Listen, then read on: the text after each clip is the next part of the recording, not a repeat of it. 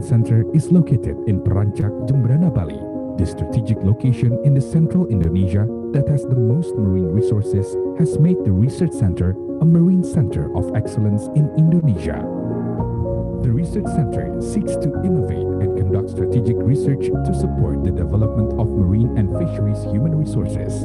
Innovation is an important key for the research center, which is supported by professional staffs as well as essential research infrastructures.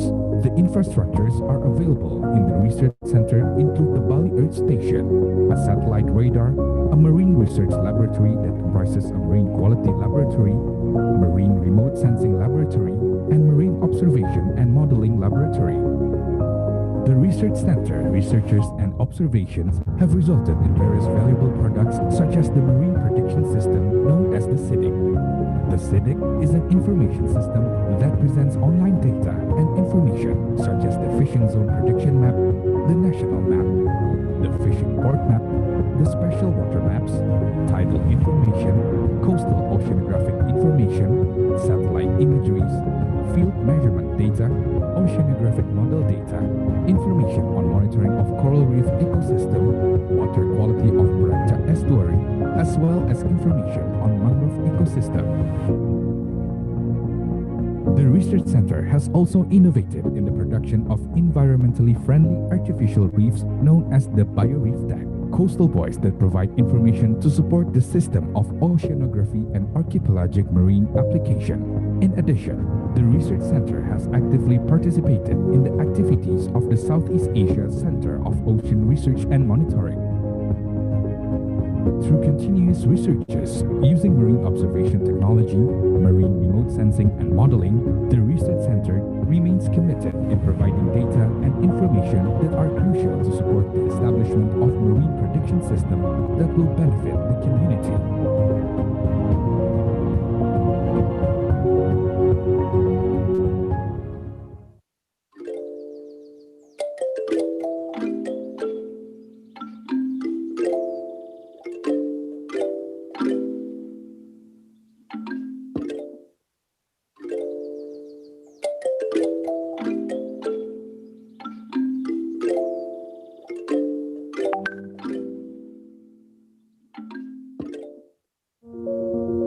Bali.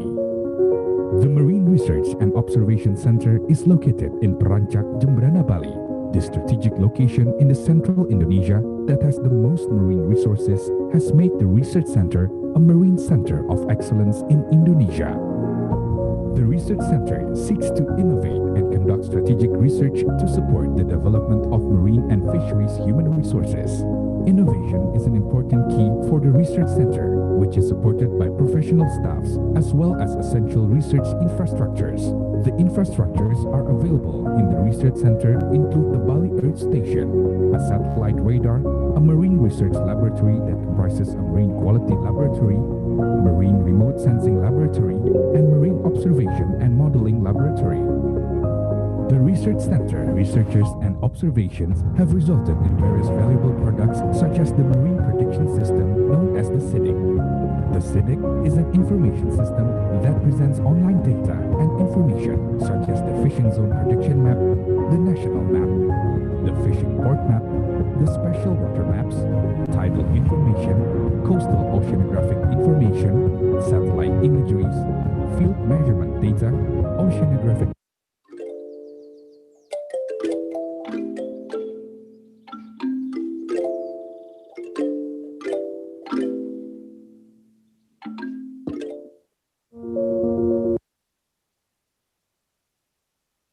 Assalamualaikum warahmatullahi wabarakatuh. Salam sejahtera bagi kita semua. Om Swastiastu. Good afternoon, ladies and gentlemen. Welcome to Bincang Bahari Web Seminar Seri 7, Institute for Marine Research and Observation. The topic of this seminar is Ocean Observation and Modeling to Support Marine Resources Management. This webinar also live from our YouTube channel at Bepol KKP, and all of you also can stay connected with us to our social media, Instagram and Facebook at Bepol KKP, and also Twitter at @riset_Perancak. Before we start this webinar, let's pray and gratitude to Allah Subhanahu wa Ta'ala. Because of His blessing and grace, we can join virtually on this event. Ladies and gentlemen, now I would like to welcoming the Excellency Professor Insinyur Raden Syarif Wijaya, PhD Afrina, Head of Agency for Marine and Fisheries Research and Human Resources, Ministry of Marine Affairs and Fisheries. Good afternoon, Prof. Syarif.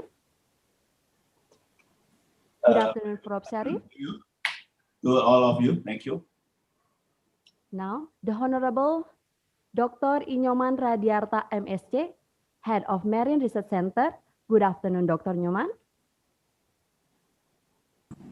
Good afternoon, Wulan. Thank you. Well, in this webinar, we have 3 special speakers, and now I would like to welcome our first speakers, Asmi Napitu, PhD.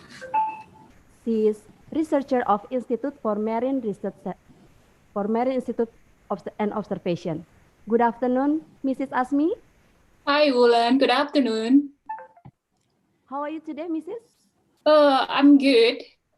And just information, Mrs. Asmi now is in New York, right? New York is not that safe right now, so I moved to Washington in Seattle. So all right. It's almost And midnight now right it's now. evening in there, Mrs. Asmi? Yeah, it's almost midnight here, but I have a lot of coffee, so I'm good. Okay, thank you. And the second speaker is Dr. Weze Sud. He is from First Institute of Oceanography, Ministry of Natural Resources, the People's Republic of China. Good afternoon, Dr. Wei. Good afternoon, Dr. Wei. Okay, well, we move to the third speaker, Dr. Dwi Yoga Nugroho. He is researcher of Marine Research Center. Good afternoon, Dr. Dwi Yoga. Hello, good afternoon. Okay, thank you. And in this seminar, we also have a moderator. She is Dr. Desi Berlianti. She is researcher of Institute for Marine Research and Observation. Good afternoon, Dr. Desi. Wulan, how are you? I'm good, thank you, Dr. Desi. Well, ladies and gentlemen, without further ado, now we will hear the opening speech from Head of Agency for Marine and Fisheries Research and Human Resources to Professor Insinyur Syarif Wijaya Afrina, PhD. Time is yours. Well, thank you, Chairman. I would like to deliver my speech in Bahasa Indonesia. Some of the important phrases I will translate it into English. Ya. Selamat Bismillahirrahmanirrahim. Assalamualaikum warahmatullahi wabarakatuh. Waalaikumsalam. Om Swastiastu, Namo Buddhaya, Salam Kebajikan. Very good afternoon in here in Indonesia. Dr. Si Xun Wei and other researcher from our partners all over the world. Selamat siang, Dr. Inyoman Radiarta, Kepala Pusat Riset Kelautan, Dr. Desi Berlianti, peneliti dari Balai Research Observasi Laut, kemudian juga Dr. Asmi Marintan Napitu, peneliti dari BROL, yang saat ini sedang dalam posisi malam hari di sana ya. Mudah-mudahan Ibu tidak cukup kopinya sehingga tidak mengantuk di malam hari. Yang saya hormati Dr. Dwi Yoga Nugroho, ya, dari Pusat Riset Kelautan, rekan-rekan para peneliti, hadirin sekalian yang saya muliakan. Pertama-tama, marilah kita panjatkan puji syukur kehadirat Allah Subhanahu wa Ta'ala, Tuhan Yang Maha Esa, bahwa kita senantiasa dikaruniai nikmat sehat, nikmat kesempatan, sehingga di tengah pandemi COVID-19 ini kita tetap dilindungi oleh Allah Subhanahu wa Ta'ala, Tuhan Yang Maha Esa. Kita masih diberi kesehatan, diberi kesempatan untuk berkarya, diberi kesempatan untuk bermanfaat bagi nusa dan bangsa. Tentu saja harapan kami untuk semua peneliti, kita tetap pertahankan semangat kita agar apa yang kita hasilkan nanti bisa dinikmati oleh masyarakat. Bapak Ibu sekalian saya hormati, seminar ini mengambil tema Ocean Observation and Modeling to Support Marine Resource Management. Jadi memang di dalam ilmu pengetahuan kita akan mulai dari persoalan pemahaman. Jadi manusia diberikan satu kapasitas intelektual yang luar biasa, sehingga dengan kapasitas intelektual yang dimiliki, maka dia akan mulai belajar memahami fenomena alam yang ada di sekitarnya, bagaimana karakteristiknya, dan sebagainya. Di dalam perkembangannya, tentu saja cara memahaminya berkembang, tumbuh.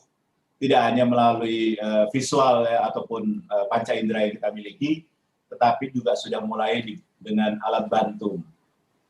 Nah, setelah kita memahami fenomena tadi, maka kita mulai memiliki bayangan. Kira-kira fenomena alam ini mana yang bisa kita manfaatkan untuk kesejahteraan manusia. Dan mana fenomena alam yang kira-kira berbahaya, yang harus kita hindari dan harus kita lakukan persiapan-persiapan, ya, sehingga manusia tidak menghadapi bencana yang terkait dengan alam. So I would like to emphasize that the science and technology started with the understanding of the natural phenomenon. Yeah, we are given by our gods the intellectual capacity to understand the natural phenomena and how to use these resources for the what you call it, the welfare of the people in the world, yeah, in our country, in other neighbor. Other thing is that we are try to avoid all the natural disasters coming to our livelihood. Yeah, by understanding this phenomena, then we can continue to develop our methodology to consistently understanding, consistently prevent and protect our nature, our environment, our livelihoods from the what we call it, the maximum disaster from the nature. Jadi Bapak Ibu sekalian, jadi observasi ini sebetulnya adalah suatu bahasa yang menarik, ya, kalau saya boleh katakan menarik karena bermain dari kata mengetahui. Kemudian dia akan lebih mendalam, dia mengembangkan sebuah metodologi untuk observasi. Setelah dari metodologi, maka kita akan membuat modeling. Apa yang terjadi di fenomena alam tadi, kita sederhanakan, kita buat suatu miniatur, prototyping, untuk memahami salah satu karakteristik yang kita bisa tangkap, dan kita bisa buat permodelan di alam. Ocean karakteristik misalkan, ya, ocean dynamic. Nah, kalau kita bicara hydrodynamic model misalkan, maka kita misalkan mengetahui tentang gelombang saja dulu. Maka kita akan membuat modeling bagaimana cara mengetahui karakteristik gelombang dan apa dampaknya terhadap sebuah kehidupan manusia yang tinggal di sekitar pesisir pantai. Kemudian demikian juga yang lain-lain, arus dan seterusnya. Kemudian kita akan meningkat yang lebih kompleks lagi, interaksi antara arus, gelombang, angin, dan sebagainya. Itu akan membuat sebuah interaksi dan akhirnya membuat suatu dynamic model yang sedikit lebih kompleks. Nah, karena meningkat tingkat kompleksitasnya, maka kita akhirnya membutuhkan tools, ya, membutuhkan tools modeling dari simulation, computing models, ya, computers modeling dan sebagainya. Itu adalah alatnya. Nah, setelah kita tahu semuanya, baru kita membuat suatu marine resource management. Kata keywordnya adalah itu. Marine resource management selalu berbasis pada sebuah hasil observasi. Baru kita mengetahui bagaimana cara mengelola lingkungan laut kita semuanya. Bapak Ibu sekalian yang saya hormati, saya rasa forum-forum ilmiah seperti ini saya menyambut gembira, dan we start our modeling by observing the natural phenomena in certain characteristic, then try to move forward to the more complex models using the available tools like computing models and others, experimental design. So by understanding this natural phenomena and its relation between each characteristic, then we can promote our what we call it ocean resource management program. Yeah, get the maximum benefits from the nature. Jadi teman-teman sekalian, saya rasa saya menyambut baik inisiatif dari Badan Riset Observasi Laut ini dan semua para penelitinya. Tapi saya mengusulkan kepada Bapak Ibu sekalian, setelah kita mengetahui modeling seperti ini, mohon sesegera mungkin, saya ulangi, sesegera mungkin kita lekatkan pada apa yang menjadi persoalan kita. Misalkan kita bicara tentang tsunami. Sekarang kita mendapat isu misalkan di selatan Jawa, barat Sumatera akan ada potensial untuk tsunami yang cukup besar untuk Indonesia dalam waktu yang kita tidak bisa tentukan. Tentu saja dengan situasi seperti itu, maka kita harus mulai melakukan suatu preventive action, marine management untuk semua masyarakat yang tinggal di pesisir. Jadi intinya adalah hasil dari riset kita tidak boleh terlalu lama dalam bentuk level of know-how. Jadi tidak boleh terlalu lama di dalam hanya bentuk pengetahuan. Tetapi sudah harus segera secepat mungkin kita transform menjadi sebuah plan of action untuk melakukan suatu preventif terhadap bencana maupun terhadap pemanfaatannya di masa yang akan datang. Saya rasa demikian teman-teman sekalian. Jadi nanti Pak Nyoman Radianta akan mengeksplor elaborasi lebih lanjut. Tetapi intinya kami dari Kementerian Kelautan dan Perikanan berharap semua hasil diskusi kita ini nanti akan berujung pada sebuah rekomendasi yang berupa plan of action yang bisa diikuti oleh masyarakat, ya, diikuti oleh semua stakeholder kita, sehingga kita akan menjadi sosok research institute yang akan menjadi panutan bagi masyarakat. Intinya sana, jadi tidak berhenti sampai know-how, tetapi kita harus sampai kepada kemanfaatan untuk masyarakat. Saya rasa demikian. Yang mengucapkan Bismillahirrahmanirrahim, maka bincang-bincang bahari. Nah, ini kalau bincang-bincang bahari gini, Pak Nyoman, mestinya harus ada kopi atau tea atau ada snack yang di depan kita. Sayangnya kalau kita memakai video call gini, tea kopinya nggak bisa dikirim ya. Mudah-mudahan nanti someday kita punya satu teknologi untuk bisa mengirim tea dan kopi ya ke anggota-anggota peserta ini. Saya rasa demikian. Terima kasih. Dengan mengucapkan Bismillahirrahmanirrahim, maka Bincang Bahari Webinar Series 7 Ocean Observation and Modeling to Support Marine Resources Management secara resmi saya nyatakan dimulai. Terima kasih dan terima kasih sekali atas semua partisipasi para narasumber, para peserta. Semoga Tuhan menerima segala amal ibadah kita. Mas Yus, terima kasih. Ya, sampai ketemu. Assalamualaikum warahmatullahi wabarakatuh. Om Santi Santi Santi Om, Namo Buddhaya, salam kebajikan. Tetap sehat, tetap semangat ya.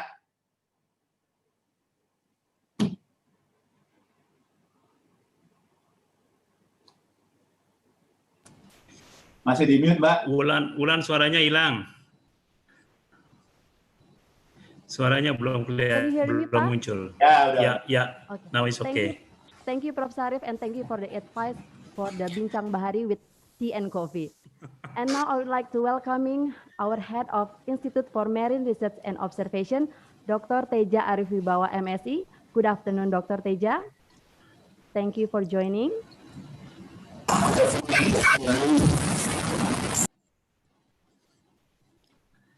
And also, it's already joining with us. The speaker is Dr. Wei Zesun from First Institute of Oceanography, Ministry of Natural Resources, the People Republic of China. Good afternoon, Dr. Wei. Dr. Wei. Yeah. Good afternoon. Yeah. Distinguished Dr. Dave and Terja and Newman. It's my pleasure to take part in this seminar. Thank you so much. Thank you. Thank you. I will show my presentation. Thank you, Dr. Wei. Okay. Well, ladies and gentlemen, I will share my screen. It's okay. Okay. Well, ladies and gentlemen, before we start the main agenda, we will hear the speech from Dr. Nyoman Radiarta, Head of Marine Research Center. So, Dr. Nyoman, time is yours. Thank you, Wulan. Suara saya bisa didengar nggak? Ya, bisa Bapak. Baik. Silakan Bapak. Baik, terima kasih. Assalamualaikum warahmatullahi wabarakatuh. Salam sejahtera buat kita semua. Om Swastiastu. Very good afternoon, Dr. Jason Wei. Yang terhormat Bapak Kepala Badan Riset dan Sumber Daya Manusia, Kelautan dan Perikanan, Bapak Profesor Dr. Insinyur Sarif Wijaya, PhD Frina, yang kami hormati Kepala Balai Riset dan Observasi Laut, Bapak Dr. Teja Arif Wibawa. I would like to extend a special welcome to our international speaker, Dr. Jason Wei from First Institute of Oceanography, Ministry of Natural Resources, China. And also a warm welcome to our speaker from Marine Research Center. This is the one scientist still loves to stay outside of Indonesia. Dr. Asmi Maritan Napitu, PhD.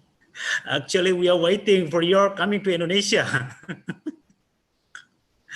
And of course, that's one researcher from a Marine Research Center, Dr. Dwi Yoga Nugroho.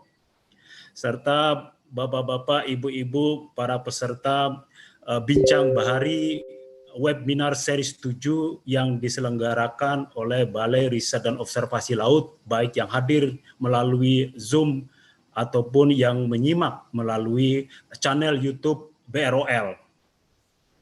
Pertama-tama, marilah kita panjatkan puji syukur kehadirat Tuhan Yang Maha Esa, di mana kita masih diberikan kesehatan, keselamatan dalam melakukan aktivitas, di mana di masa pandemi ini tentunya kesehatan merupakan sesuatu yang sangat berharga bagi kita semua, sehingga kita bisa bekerja lebih baik lagi, dapat memberikan kontribusi yang lebih baik lagi kepada kelautan dan perikanan di Indonesia.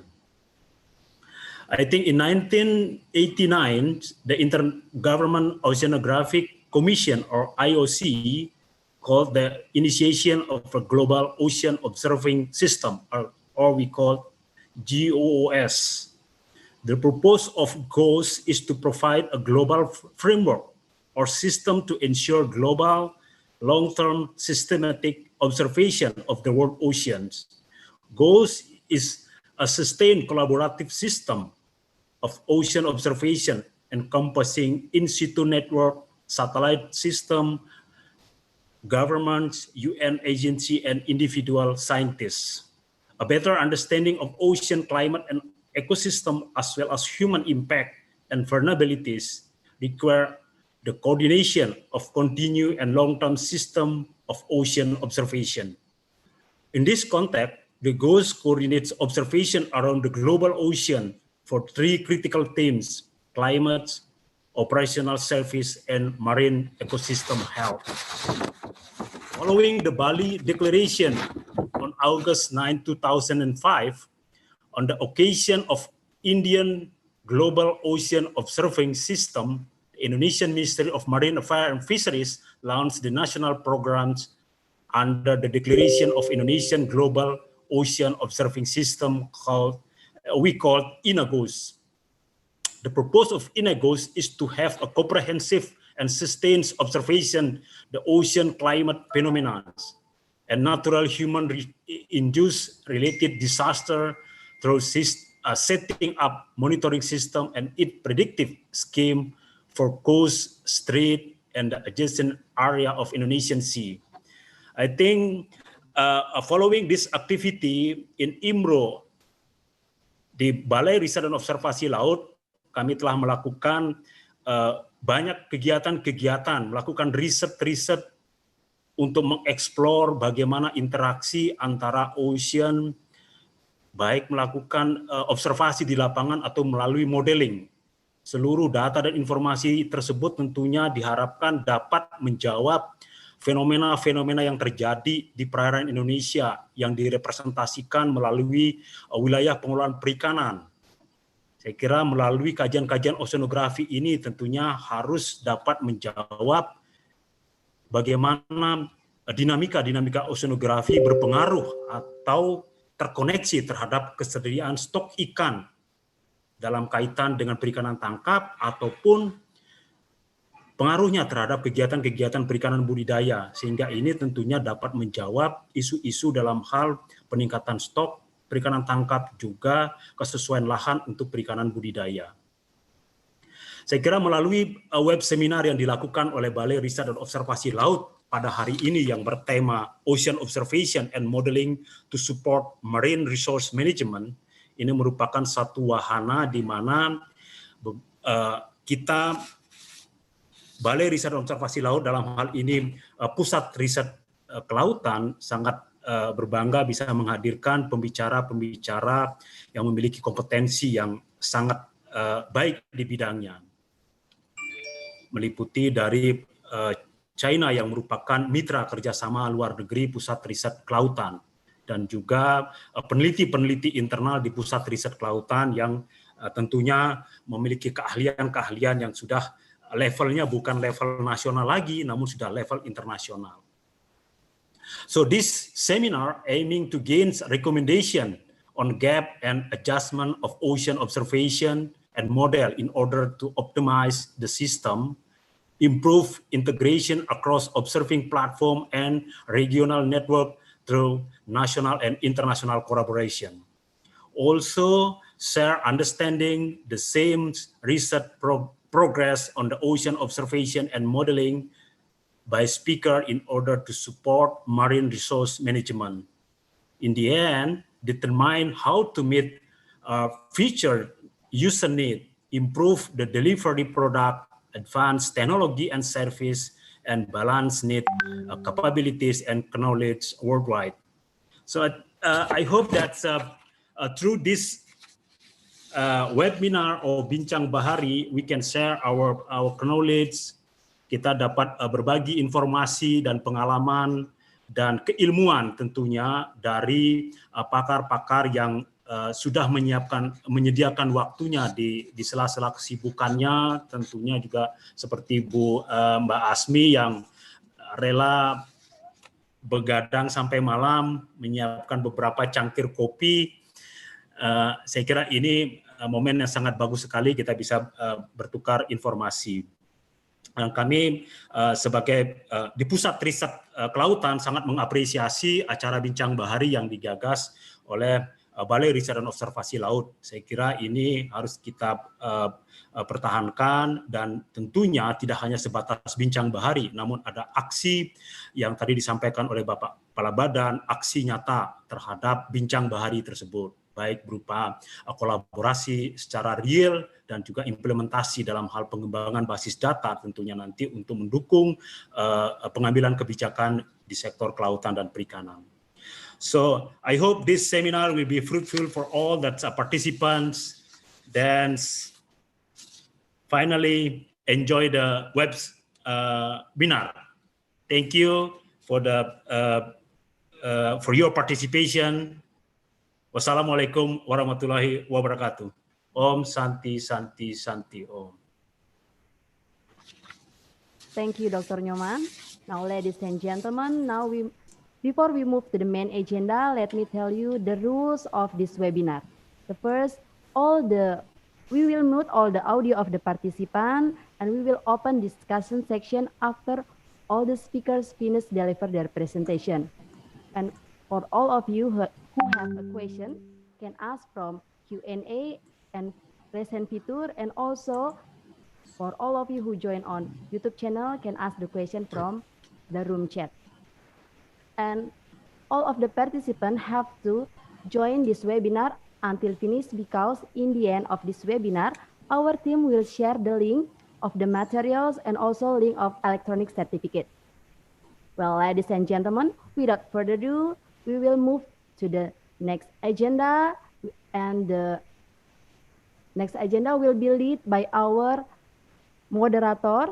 She is researcher of Institute for Marine Research and Observation, Dr. Desi Berlianti. She is graduated her doctoral from Kyushu University of Japan. To Dr. Desi Berlianti, time is yours.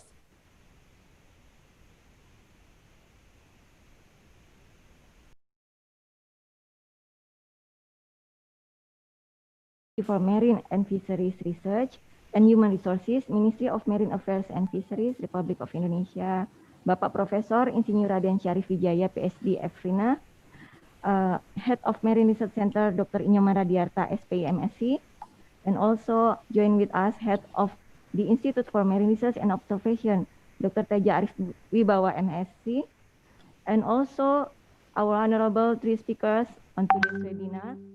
Dear colleagues, ladies and gentlemen, Assalamualaikum warahmatullahi wabarakatuh. Good afternoon. I hope everyone stay healthy everywhere, wherever you are. Thank you to each and every one of you for being here with us today. That marks our 7th webinar of second series Bincang Bahari. I'm greatly honored to have this opportunity as your moderator on this webinar with the topic of ocean observation and modeling in the framework to support marine research management. This is an issue that is becoming more and more challenges arising bring to our attention every day. So on this occasion, I have a couple of minutes before we get started to the speakers. So it's my pleasure to be able to introduce to those of you who don't know about it and to clarify what has been happening that is about the ocean observing strategy, which relates to the in-situ observation and ocean model product, in part to help us to address the marine resources management issues that we face. And I believe that some of them here. So what I'd like to do in the webinar today is to give you a little sense. Hopefully the files can be shared. So what I'd like to do in the webinar today is to give you a little sense of how this program to be, its background, talk about the motivators and rationale for the ocean observing, talk about what the IMRO ocean observing strategy actually is, with the information of in-situ observation and ocean model product. And also I'd like to mention an inventory that we've been conducting on ocean observing, and then spend quite a bit of the time focusing on or keep providing you an overview to try to scope out the outcomes of our activities, and then gives you a sense of what actions we are intend going forward. I hope everyone can see the slides. Okay. So as for beginning, the Indonesian archipelago is one of the most important zones of marine biodiversity, where tourism, aquaculture, and fishing contribute to the regional economy. In conjunction, fisheries are as a key activity in rural areas and generate considerable local economic transfers. These marine resources are under threat as never before, with highly vulnerable due to unregulated illegal fishing, to climate change, and to anthropization processes leading to the degradation of marine ecosystems. Every year, illegal fishing deprives of the Indonesian government and the fishermen. Global warming, pollution, and coastal deforestation are threatening these natural resources. The management of marine resources and fisheries is therefore highly complex and difficult, and constitutes a major issue for the country. So in order to apply the ocean observing strategy,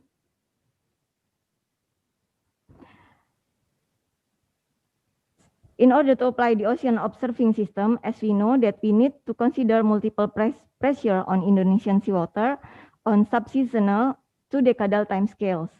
For example, an IOD and ENSO impacts to the ocean characteristics over Indonesian seawater, which relates to the fish migration, capture fisheries, and its carrying capacity, while at some locations there are issues of coastal pollution and oil spills. Therefore, the motivators and rationale of IMRO's observing strategy are: the Indonesian archipelago needs an observation, analysis, and ocean prediction continuously and simultaneously in order to understand the ocean characteristic and regional and global scale. The second is program of ocean observation system in long-term scale are important to meet future user needs related to marine resources management. Based on the motivator and rationale that we show on previously slide, the strategy is to combine all observation which conduct by IMRO from the field and satellite observation, ground station operational, and oceanography model products. They are all in the framework of the IMRO Ocean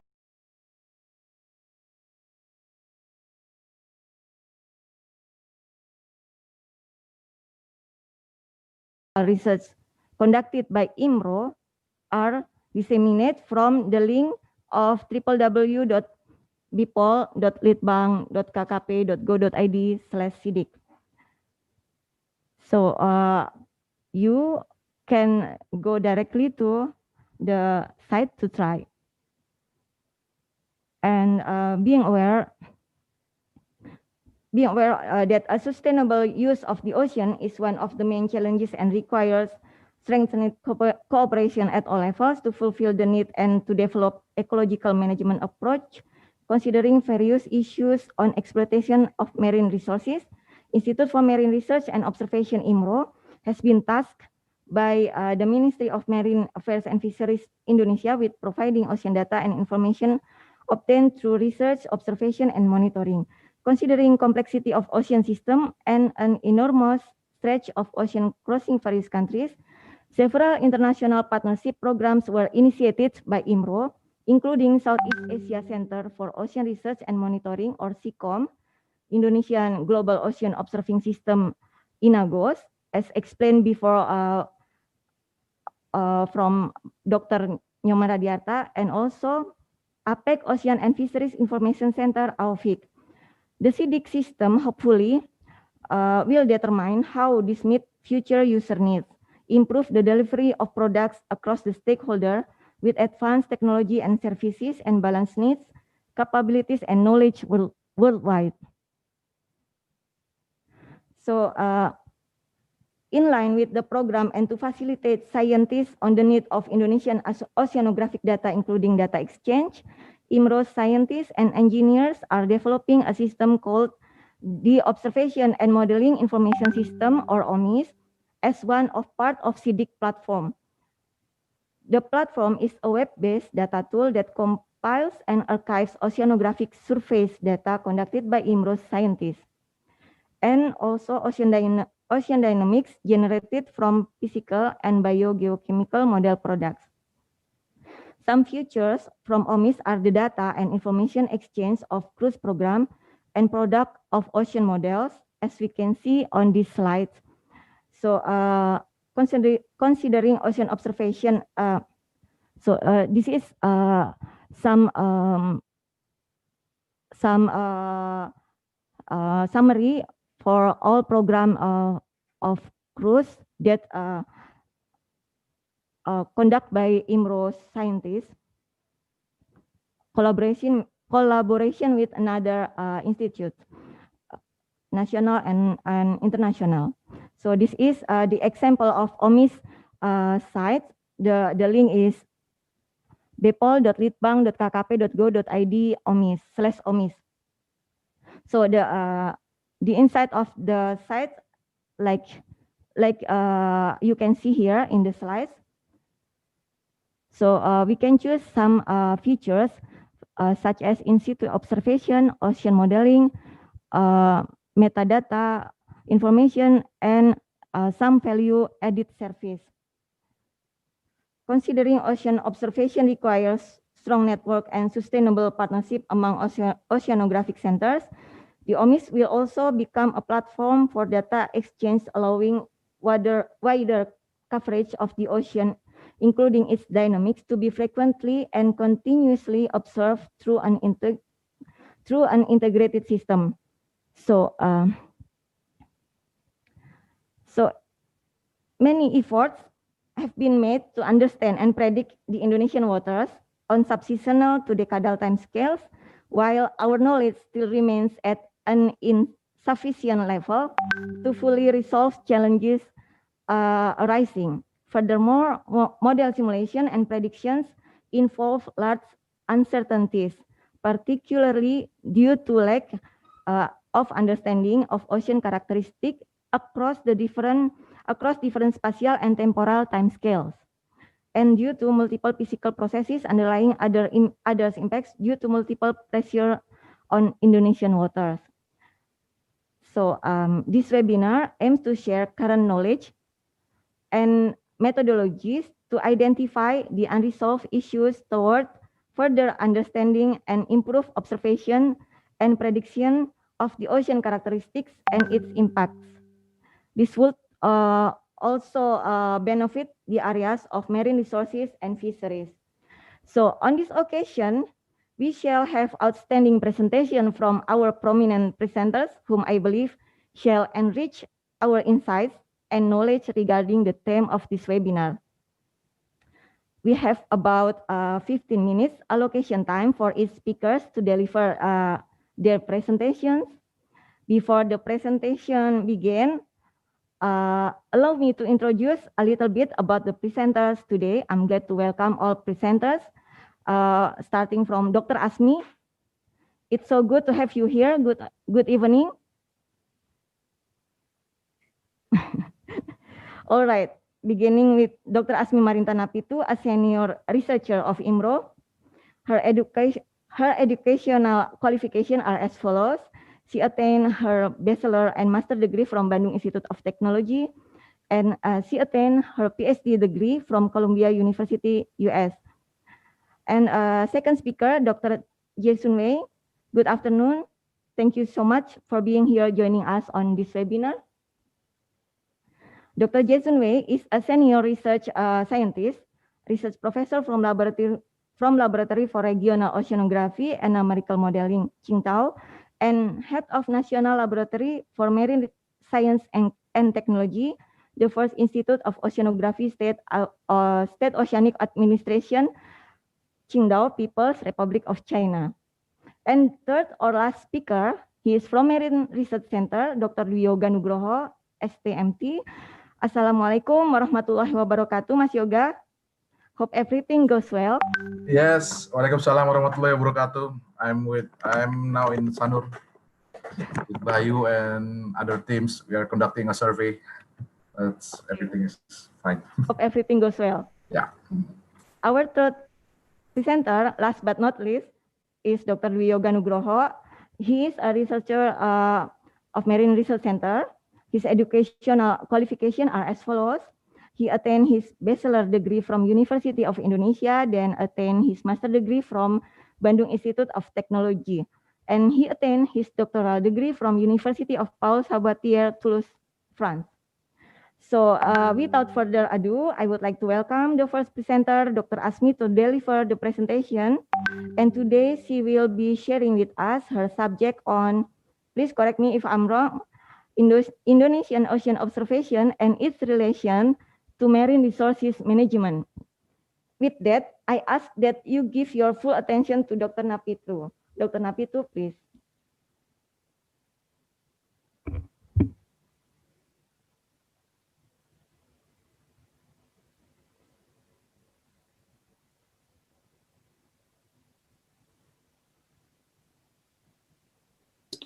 Okay, can you hear me now, Unidesi? Clearly. Okay, great, thank you. So, first of all, I would like to thank you, Pak Sarif Wijaya, because he gave me actually a really nice introduction. So the goal of my talk actually his speech. So I was lucky today that he gave me a great introduction for my talk today, and also I would like to thank to Pak Nyoman Radiata. He was our boss in IMBRO until 2 weeks ago, and then he got a promotion. Now he's a head of Center of Marine Research in Jakarta. He moved to Jakarta. Also, I would like to greet our new head of IMBRO, Pak Teja Arif. Hi, Pak Teja. So today, my talk, I would like to talk about what happened in 2016, which is the unprecedented ocean atmosphere interaction in. All right, it's a little bit annoying. I need to, okay. Okay, the unprecedented ocean atmosphere interaction in the Indonesian. So what happened in 2016? May not stay in 2016. That's the actually my talk today. So I know some of you doesn't know me. My name is Asmina Pitu. I work in Institute Marine Research and Observation. So what happened in 2016? The easiest way to answer this, of course, let's read some newspaper. So here two news are among many news that basically tell a similar story during summertime 2016. So the first one is the first news tell us that the fish catch is low because fishermen couldn't go out to sea due to a bad weather. So this is in Southern Java. And this one, the next one is, this one is actually, I was so excited when I read this because the news, it's not, I wasn't excited because they have a bad thing happen in 2016, but I was excited because the local fishermen close to our office in Prancak. So they say, the fishermen in Prancak say that they have a devastation because the fishermen, because their fish catch was extremely reduced by up to 50%. So essentially, the fisheries sector in 2016 was quite challenging in 2016. Why? Because they have a low fish catch. And then also they have extreme weather, so they cannot go out to the sea to catch the fish. So I think the fisheries sector is not the only one who got affected in 2016. So why this happened? Can we predict this kind of event so we know how to handle similar thing in foreseeable future? So in my understanding, in order for us to be able to provide an accurate suggestion to the society, to the stakeholder, I believe that we have to understand the process in the ocean and atmosphere that control this event. So I'm an oceanographer and I'm a researcher in KKP. So what happened in the ocean and atmosphere in the region during 2016? So what we're gonna do is, let's see the data. Okay. What's happening? All right. So the most available data that really helpful, of course, satellite data. So let's see SST, sea level anomaly, and wind stress. First, this one is a climatological mean. I refer that as a normal condition. Seasonal SST during June to September in the southern Indonesian seas, including off southern Java coast, is relatively colder because of winter season in southern hemisphere. So, and also we have upwelling system related to the southeast monsoon wind. So that's why this season is usually fishing season for the Indonesian fishermen. So the colder SST here, due to the upwelling system, is also very clear in sea level anomaly data. So southwest monsoon wind along the coast generate Ekman transport away from the coast, and that cause upwelling that reduce SST and sea level. Let's see the 2016 data. The 2016 data is actually the opposite of this, let's say, normal condition, right? So the SST of Java, it's warmer than normal. It's about 2 degrees. The warmer SST of Java due to the weaker upwelling system, which was driven by weaker monsoon winds along the coast of Java. It also reflects on higher than normal sea level anomaly along and off the coastline. So, based on the satellite data, we learned a fact that boreal summer 2016 was an unusual season. That's not normal at all. So indicated by significantly weaker upwelling system of Java coast. So what caused that unusual system? Why the SST in southern Java is warm? So now let's see in situ data. In situ data usually give us more detailed information, right? So luckily, we have a mooring in Labani Channel in Makassar Strait. So KKP and KKP, IMRO, Institute Marine Research for Observation, together with Columbia University, maintain a mooring in Makassar Strait for more than 10 years.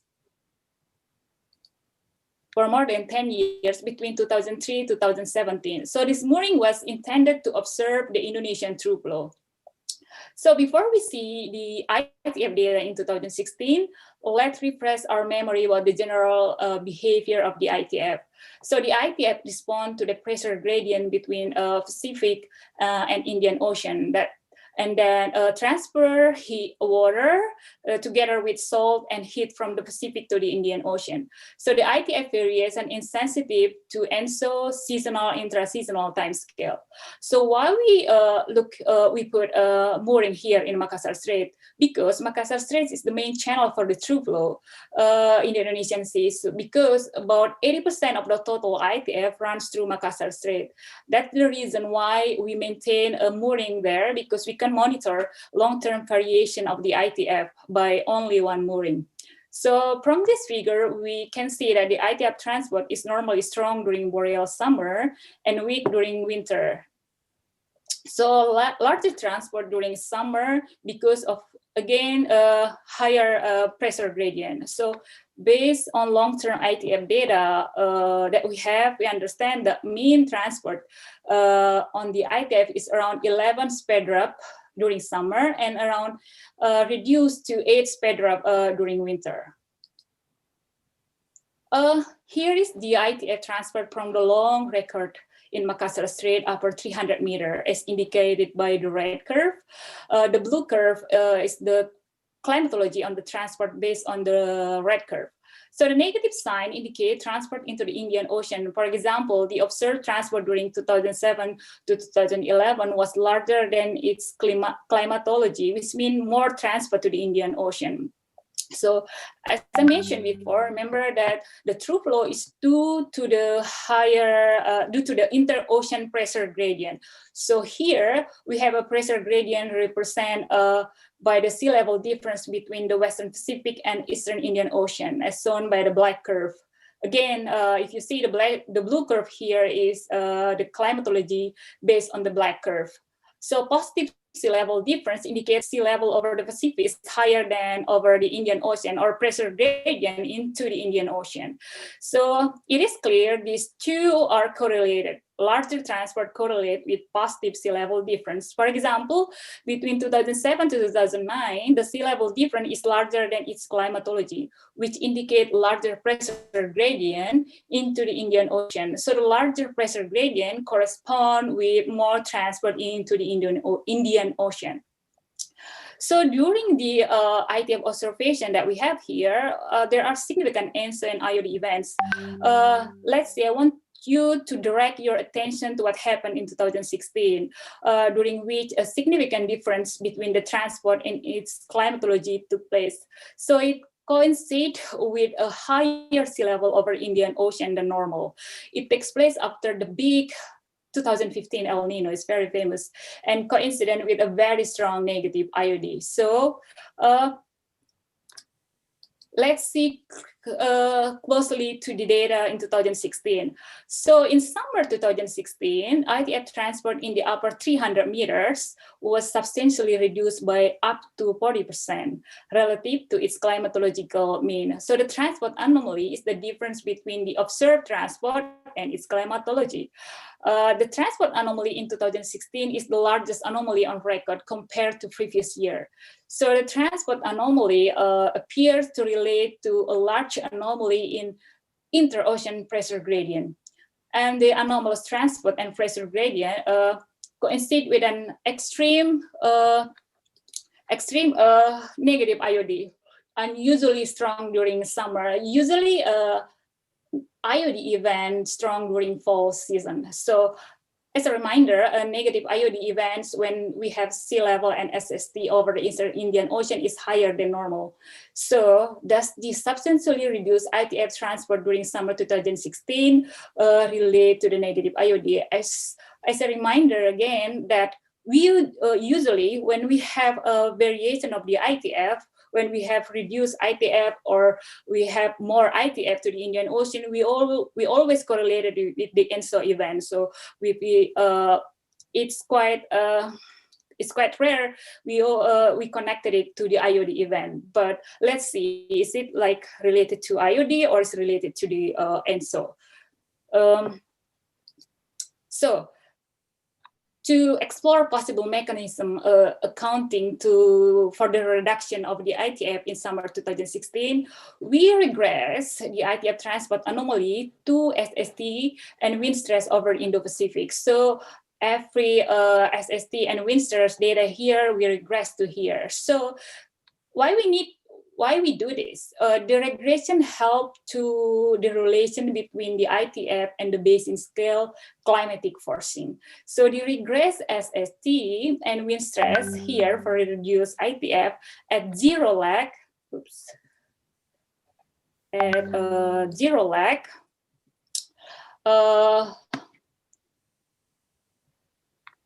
the reduction here, the reduction ITF, the reduction of ITF in the zero lags actually mimics the negative IOD. So this one, if you want to have reduced ITF, we're gonna have the IOD event. On the other hand, if you want to have increased ITF, we actually have a positive IOD. So if you see here, the transport anomaly appears to relate to a large anomaly in interocean pressure gradient, right? So this pattern includes warmer SST of Java, colder SST of Africa, and westerly wind bursts over the exterior Indian Ocean, and cyclonic winds over Bay of Bengal, and that's a characteristic of the negative IOD. So in addition to the regression of, regress SST and wind, we also have regress surface current and sea level in the region. So again, as a reminder, the reduced ITF transport also correspond with the eastward jet along the equatorial Indian Ocean here. So what happened is that westerly wind along the equator generate eastward current that cause mass convergence here, right?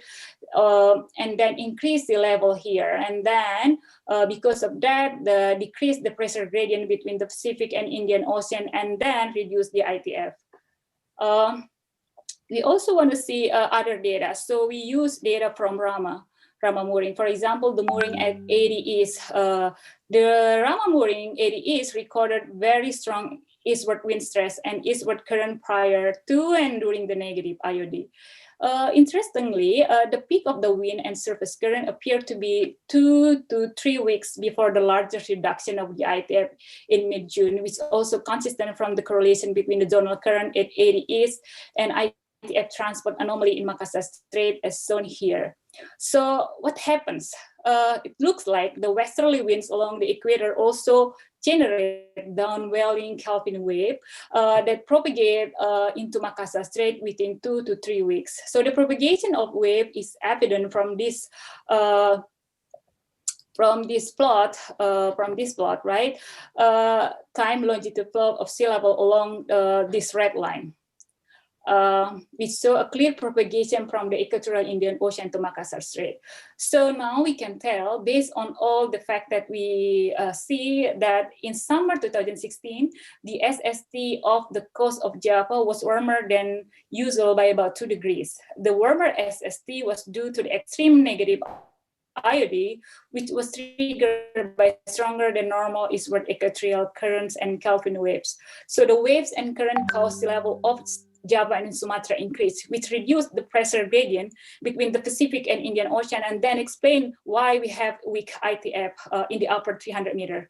So the warmer SST account for reported low fish catch in the region. That's answer the question why our fishermen cannot find fish when they go to the fish. So the extreme negative IOD was triggered by the strong equatorial jet and Kelvin wave. But the interesting part is remember I mentioned that during the period of 2003 and 2014, the ITF increased. It's also one of the problem, one of the trigger the negative IOD that we see before. Desi, do you know how many minutes that I have left?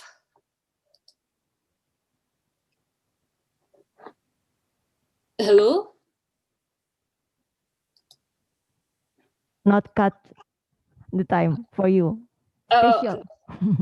What? Yes, would I see how many minutes? I can like make it like quick. Can I have like 5 minutes more?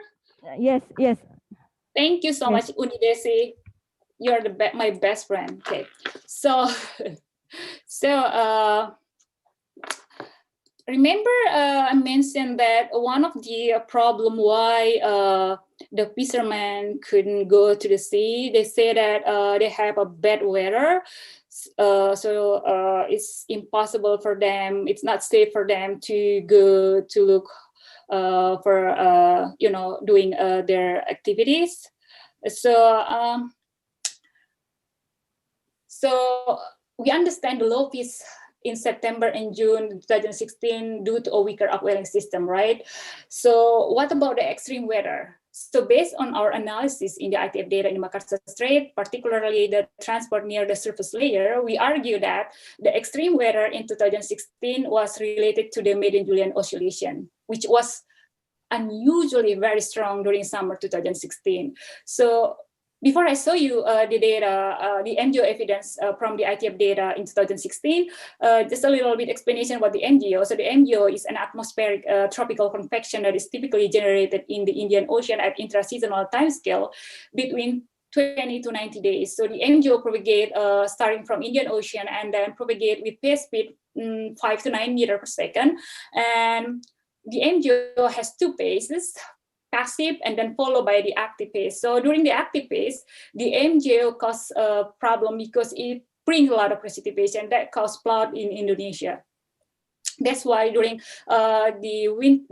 December, January, February, the MKG gave us a lot of warning because the MGO propagate over Indonesian seas. So I'm just gonna make it quick. So the MGO usually strong during December, January, February. So this one is just only illustration. I'm using the OLR data as a proxy for MGO event. So I just want to show you that the MGO in Indonesian maritime continent usually strong during December, January, February, but usually it's very weak or low activity during summer. But in 2016, the MGO is so strong.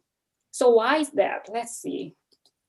So this the rainfall. So this is a typical summer that we usually have. We usually have a low precipitation, but in 2016 we have like high precipitation here.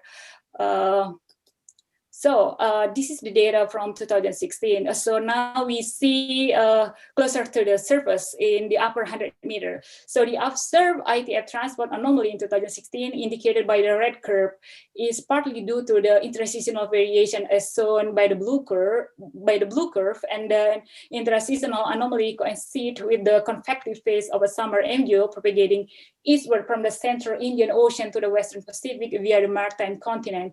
So the MGO activity here is represented by the RMM index with amplitude. If it's amplitude higher than 1, we say strong MGO.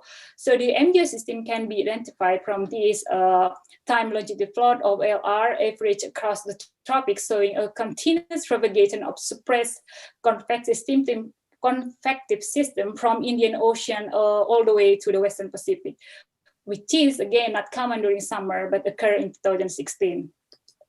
So focusing on the dynamic response of Makassar Strait to the MGO. So during the suppressed phase, easterly winds and prevail from Java to Banda Sea. Here, the active one. As expected, during the active, we have less cloudy sky indicated by the OLR solid contour spot here, and dominate over the region during the active phase. So the westerly wind set creating high pressure of Java, reducing the interocean pressure gradient, and convecting system dominate the OLR. So the MJO winds along the Makassar state are northward, exerting northward momentum working against the ITF.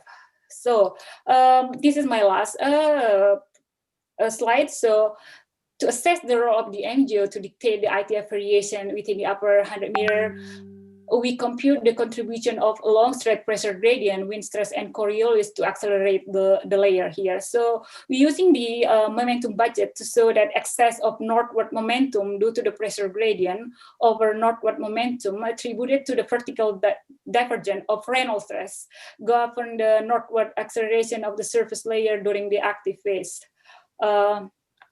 So as a conclusion, so we have two issues in the news that I saw you before, that in 2016 we have unusually low fish catch and extreme weather, which is indicated by increased rainfall. So the SST of the southern coast of Java, Bali, and Nusa Tenggara Island was substantially warmer than normal, resulting in kind of disappearing of the upwelling system. So the unusually warmer SST in 2016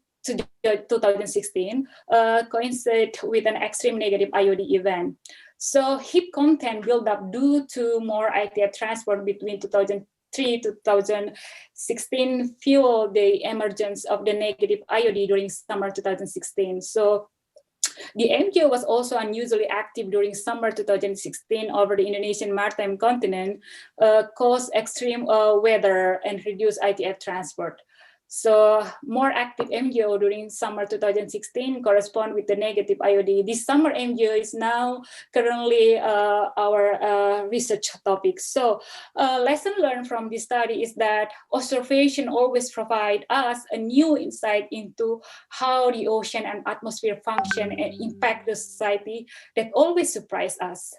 To come up to the best suggestion for the society, we need to keep improving and updating our understanding of how the ocean and atmosphere work through continuous observation. So we should not stop learning. We should not stop to observe the data. I understand the observation is relatively expensive, but then the final goal of the observation is to serve the society. I hope that by give this case, it kind of like convince you that how important this observation, because we need to improve our understanding about the relation between ocean and atmosphere. Thank you, Unidesi. I think I'm gonna stop right here. Very much, Mbak Asmi, for giving such a informative and interesting presentation. To participants, please hold all questions until the designated question and answer portion of the session. So now we go to second speakers, Dr. Jason Wei. He will be sharing with us his subject on ocean observation and modeling to support marine resources management. With that, I ask that you give your full attention to Dr. Jason Wei. All right, Dr. Jason, the floor is yours.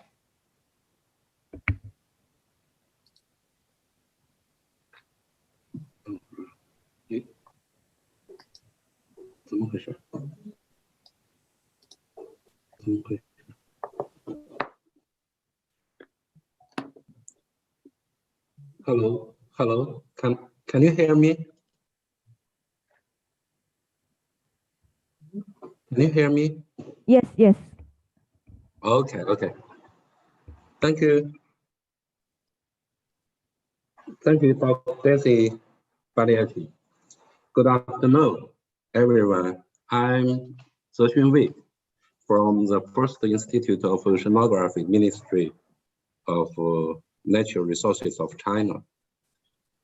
It's my pleasure to take part in this seminar and introduce our latest study about the South China Sea branch of the Pacific to Indian Ocean through flow. This study was integrated by some researchers from China, from Indonesia, from USA, and for the 10 years. And our collaborators are many from FIO of China, MMAF of Indonesia, and the UN of USA to Central.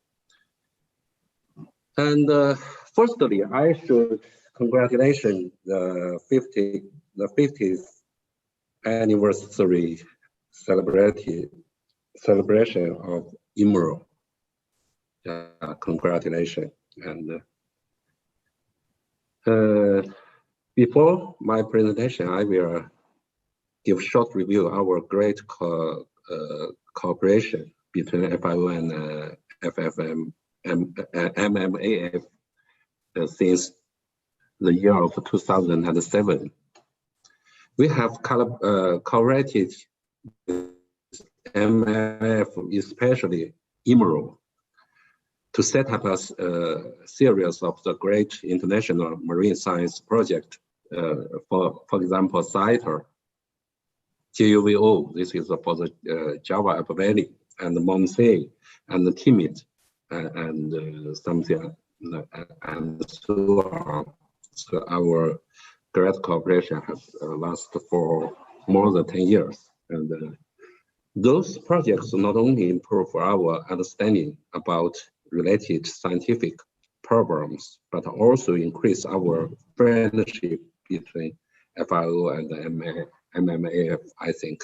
In following, I will share our new results from CITER and TIMID project. This is for the South China Sea branch of Pacific to Indian Ocean through flow. This is a global ocean conveyor, which is a constantly moving system of deep ocean circulation, which are driven by temperature and salinity, as we know. And as we know, it plays a very important role in global transport and the climate system.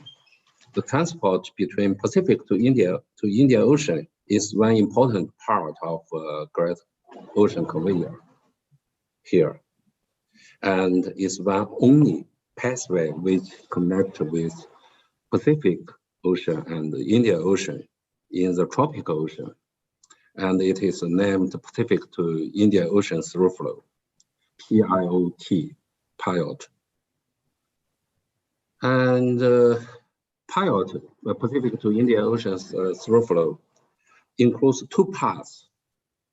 The main flow is Indonesia through flow. It is well known. On this pathway, there is the Makassar Strait, Lombok Strait, Ombay Strait, and Timor Passage, or something like that. Recently, we found that a freshwater branch is found. We found that there is a new branch for the Pacific to Indian Ocean through flow in South China Sea, which through South China Sea and the Java Sea. So we sometimes we named it as the South China Sea branch of Pacific to Indian Ocean through flow. The annual mean volume transport of the Pacific to Indian Ocean through flow is about 10 severe loop, with heat transport at about 0.5 to 1.2 petawatts, which is comparable with net surface heat flux over the West Pacific warm pore. So it is very large. For the Indonesia through flow, we know that based on the ship drift observation, Whitkey firstly gave the Indonesia through flow pathway like this. This is for the boreal winter, and this is for the boreal summer. It plays an important role in Western Pacific Ocean circulation and the climate system, and it can directly impact on the basic, the heat and the freshwater balance between the two between the Pacific Ocean and the Indian Ocean. Up to now, the successful and comprehensive observation for ITF is instant and its extending projects. It is an international cooperation project among Indonesia, USA, French, Netherlands, and Australia. IMRO is one of the leaders of this project and make an outstanding contribution to this project. And the instant project, the measurement of the ITF is simultaneous, multi-year, and in all the major inflow and outflow passages, but not including the west part, for example, Permaka Strait and Sunda Strait. So this is for the Makassar Strait observation. Observation of instant and its continuation shows that the Makassar Strait is the main conduit for the inflow of Pacific water into the Indonesia seas, carry about 18% or more of the Indonesia's surface water. In Makassar Strait, there is a velocity maximum within the salmon line, which is about 15% greater than the surface layer flow. The Makassar through flow also shows obvious seasonal and interannual variability, and the interannual variability is related with inflow as we know. And up to now, the ITF observation in Makassar Strait can cover the period from the 1997 to now, and still is continued. This is a velocity profile is given by Gordon in the last year, in the year of 2019, published on JGR. So it is a very, very good observation and a very good study for the Pacific Indian Ocean through flow, and give us so many knowledges for the ITF. And for the outflow passages, the instant moorings were also deployed in 3 major outflow passages. I mean the Lombok Strait and Ombe Strait and the Timor passages. During the same period of the year of 2004 to 2006, the measurement of currents, I mean the ocean currents in those straits reveals seasonal cycle, as well as semi-annual and intraseasonal variabilities induced by the propagation of equatorial and coastal carrying waves that forced remotely by the equatorial Indian Ocean zonal winds. So for the source of the water mass of Indonesia's through flow, our recent study, we used passive trains of numerical simulation, shows that not only the North Pacific waters, but also the South Pacific waters can contribute to ITF. There are 4 pathways for the South Pacific tropical water and the Antarctic intermediate water through the maritime continent, including the two direct pathways named the East Path and the Torrens Strait Pass, and Torrens Strait Pass, and the two indirect pathways named the West Pass and the South China Sea branch.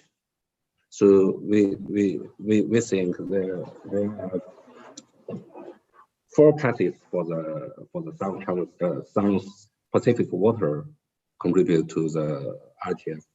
So of the South China Sea, for the South China Sea pass, it relies on the South China Sea branch.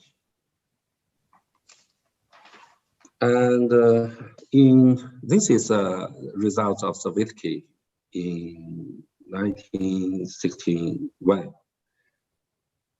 He shows the circulation pattern in the South China Sea in winter. The left is winter and a boreal winter, and the right figure is summer. And he suggested that the southward water transport from South China Sea to Java Sea in winter, and from south to north, it means from the Java Sea to South China Sea in summer, driven by monsoon. But his estimation of the transport through the Karimata Strait contains large uncertainty due to limited measurement, because he just used the drifters, the data. So after that time, the Karimata Strait transport has been overlooked for decades.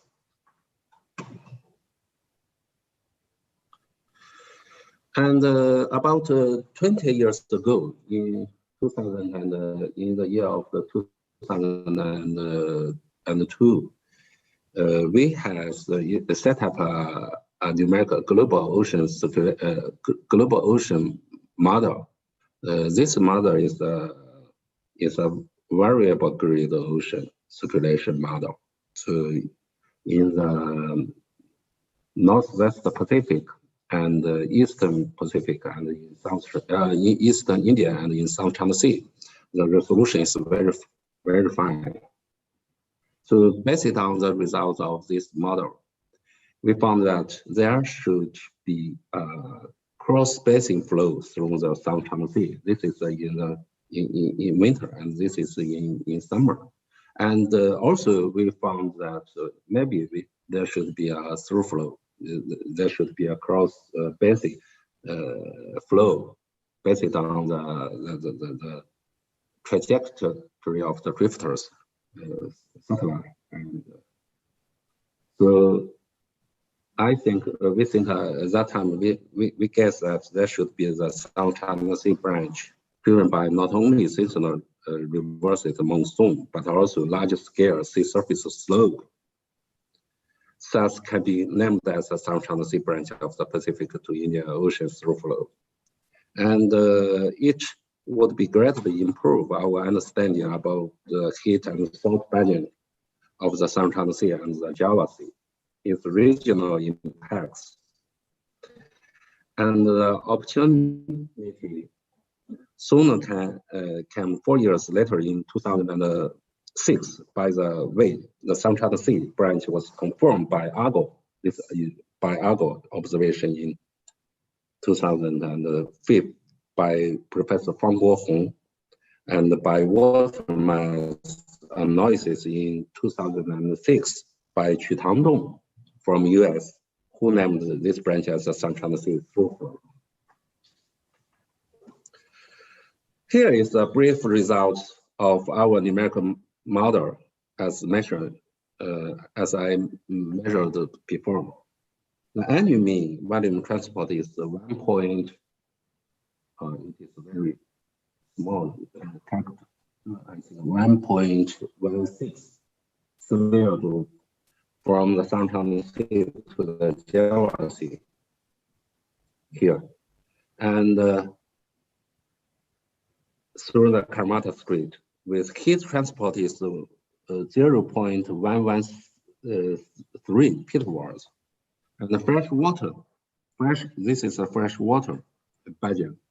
Fresh water transport is about 0.05 severity and flows eventually towards the Indian Ocean.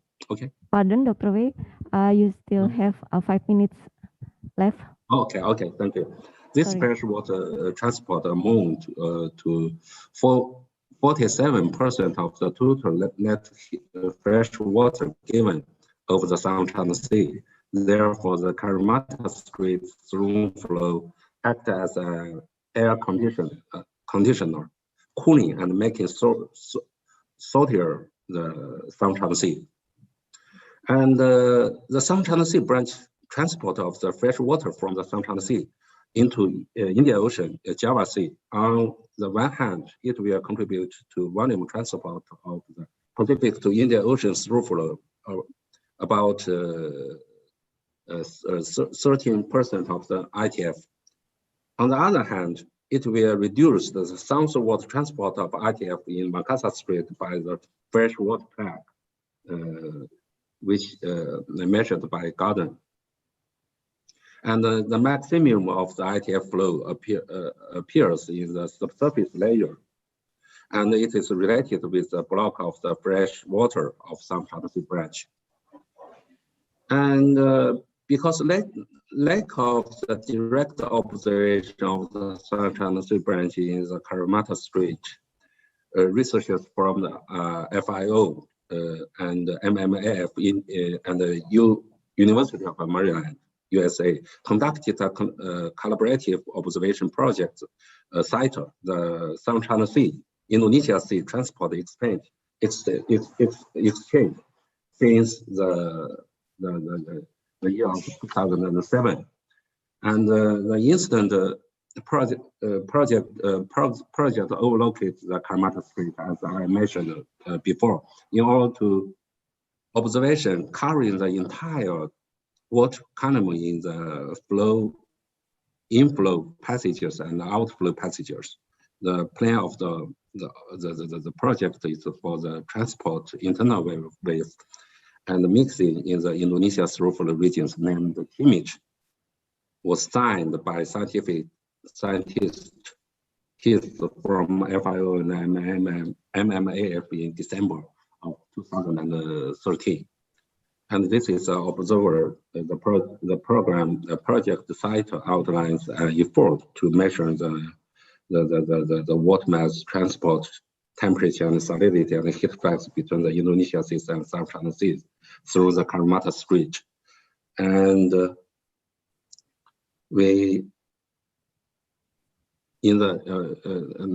I will give some results of the site research results. This figure shows the tide energy flux densities of the diurnal tide K1, O1, and the semi-diurnal tide constituents M2 and S2. The diurnal, this is a diurnal and K1 and O1. The diurnal tide energy flows from the South China Sea to the Java Sea, and semi-diurnal, this is a semi-diurnal M2 and S2.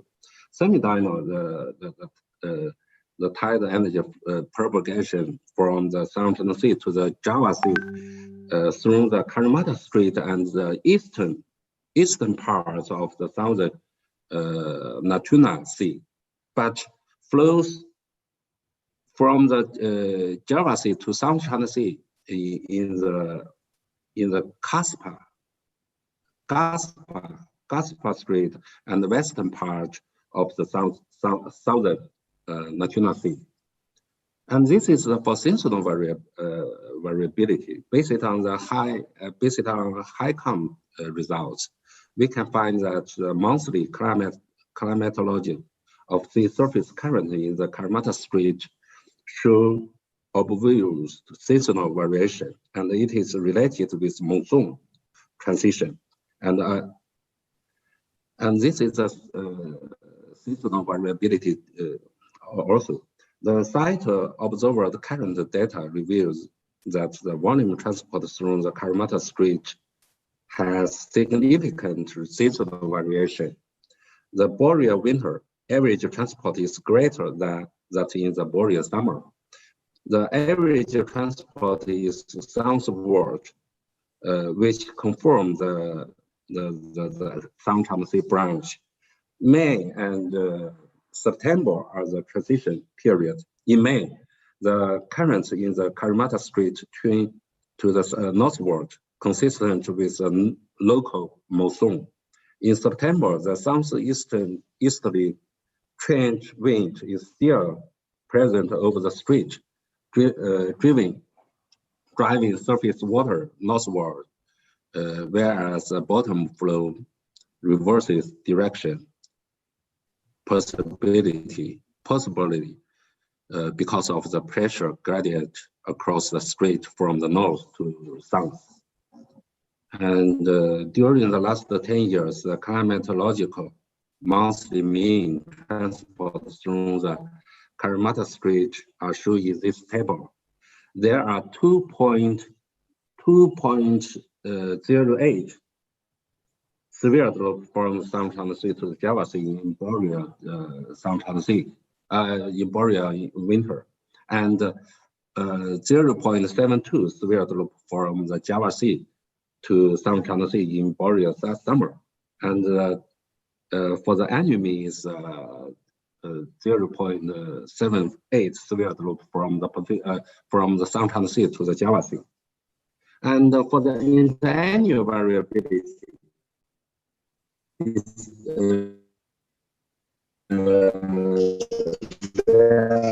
also we found that there are also in for the Karimata Strait, Karimata volume transport as shown by the EMD of the transport time series. This is we did some EMD analysis. Also, the interannual variation is revealed by wavelet power spectrum, showing a typical period of 1.8 to 3.1 and 2.6 to 3.8 years during 1993 to 2001 and 2004 to 2014 respectively. But we are not clear why there is a period shift toward low frequency. For the interannual variability of Karimata Strait transport, it seems lesser correlated by the two birds IOD and ENSO.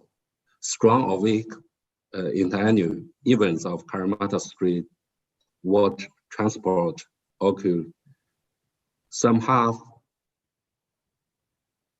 in accompany with IOD and ENSO events, and the correlation coefficient of the transport anomaly with the DMI and the minus 3.4 index are insignificant.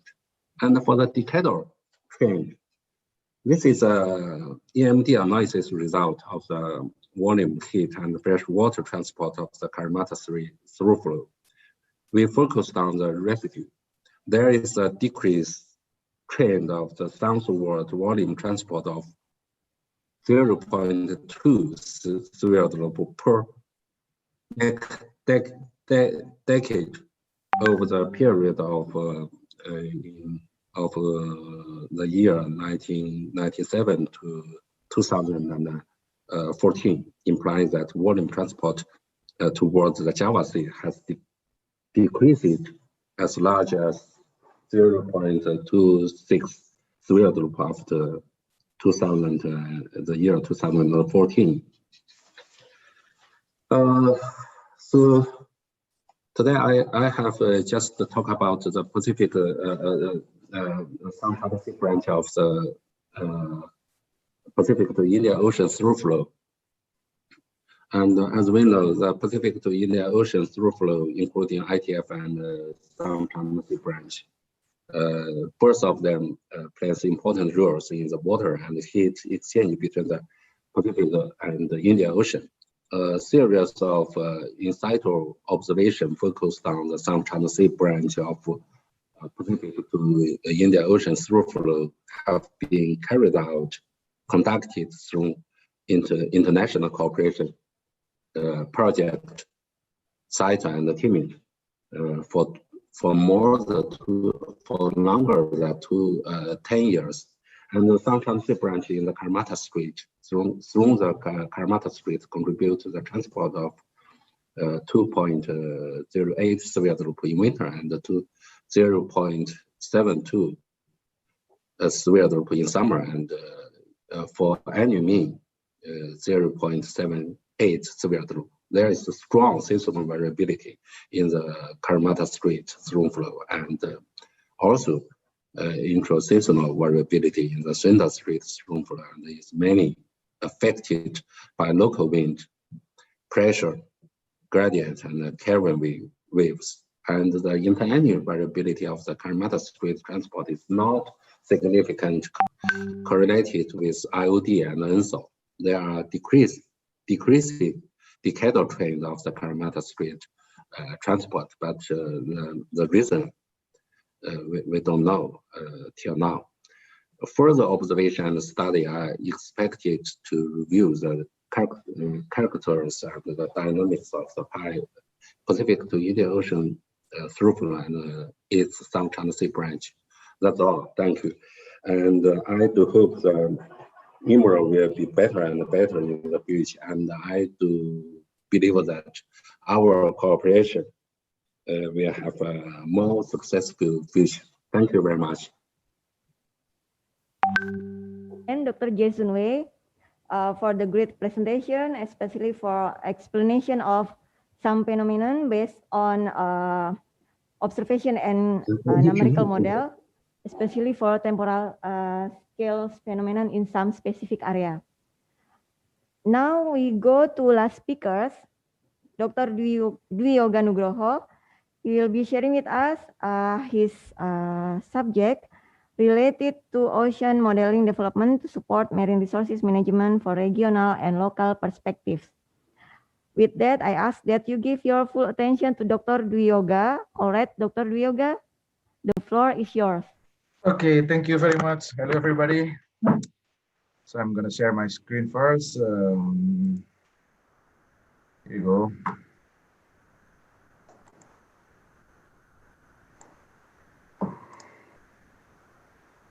Yeah. Okay. Good afternoon, everybody. So I'm gonna talk about the model, because my expertise is in modeling. It's actually, this is not so scientific. It's not too scientific. So this is just only a very relaxed interview, very relaxed presentation, and then we can have discussion later. So this is the outline of my presentation. I will share about the introduction of the presentations, about the Indonesian seas, and then why do we need the ocean model, and then I will share about some experience, my experience in the INDESO project, this operational oceanography project in Indonesia, and then the future development, my dream, my hope, my efforts until now to develop the numerical model, the operational oceanography in Indonesia. First, I would like to share about the oceanographic conditions. This is the uniqueness of the Indonesian seas, because the Indonesian seas is located between two oceans, and there is a density gradient transport from the Pacific Ocean to Indian Oceans. The previous presenter, Jackson, already explained about this. And then the transport is about 6 to 8 sphere drop from Pacific to, and then going out to the Indonesian Ocean.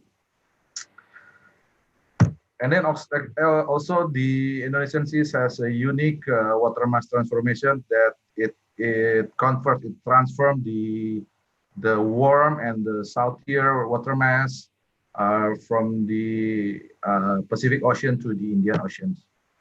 And it's very interesting. And also we can see here that there is a vertical mixing happens in the Indonesian seas. Just from observation, we can see that the maximum salinity from the Pacific, the North Pacific, and the South Pacific, this is actually the figure of the temperature in the y-axis and the salinity in the x-axis. You can see here that the maximum salinity from the Pacific oceans entering the Indonesian Ocean. You can see here the dot color.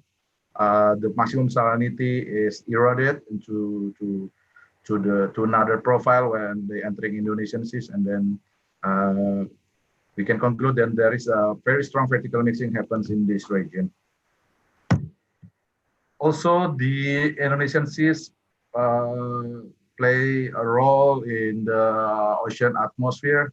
So if we conduct, this is for a paper from Arjen Kuchlar 2009, that we developed, she developed the coupled ocean atmosphere model that the Indonesian seas can reduce the precipitation by 20% because it can reduce the SST by 2 degrees Celsius. The reduction of the SST is mainly because of the vertical mixings happens in Indonesia Sea. So it can make some cooling effect from the vertical mixing happens in the water column, can create the cooling effect to the surface, and it reduce the SST and then reduce the precipitation. So the couple between ocean atmosphere is very, very important in the model. And then why do we need an ocean model? This is very general questions, also scientific questions. But as you know, the Indonesian region is, Indonesia is very, very large. There are very, very long coastline, and then there are more than 17,000 islands. And then the area of the ocean is very, very huge. And then we also have some coastal vegetation, and then also the home of millions of fish. And for all these resources can give food and can give food to the people of Indonesia. So and then since 1961, that is the first observation from the ship. There's information that the oceanographic condition in Indonesia, mainly in the surface, because at that time we don't have any technology to model, and we don't have any technology to simulate the water column, the three-dimensional water column of the Indonesian seas. So these figures you can find in many publications until now. I don't know why you still use this figure, because it's also, this is the only actually this is the first figures, but until now the people, the students of the university, or maybe I found some researcher that using this, that refer to this figure to see the oceanographic condition in the surface. And then also the Indonesian seas plays as a role in the climate and weather studies. That is, it is the region of the whirlpool, and then it's a passage from the planetary wave, the Kelvin wave, and the Rossby wave. So, and then as Zeksun and Asmi already share their experience about the observations. The two things, the model and observation, have limitation. What is the limitation of the observation? Yes, the limitation is, I can show you here that if we measure the ocean parameter from the instrument, we can have the real data, and then it's the truth. The real data is the truth, but the sampling is probably insufficient. You can cover all the Indonesia seas with the instrument. And then for the real-time data, for the long-time series data, you need for the 3D profile, you need an Argo. It can give a good sampling, but in some regions the Argo cannot reach, because the bathymetry of Indonesia, we have very many shallow bathymetry, and that's the limitation of the observation. And also the observation is lack of in time and space, and then we need some tools to cover the gap in the time and the space between observation data. And the tools is the model. This model is just to solve the equation, the four-dimensional equation, the time and the space, and then it's solved mathematically using numerical methods. But also the model has some limitation. First, the boundary condition, we need a very good boundary condition, and then the resolution.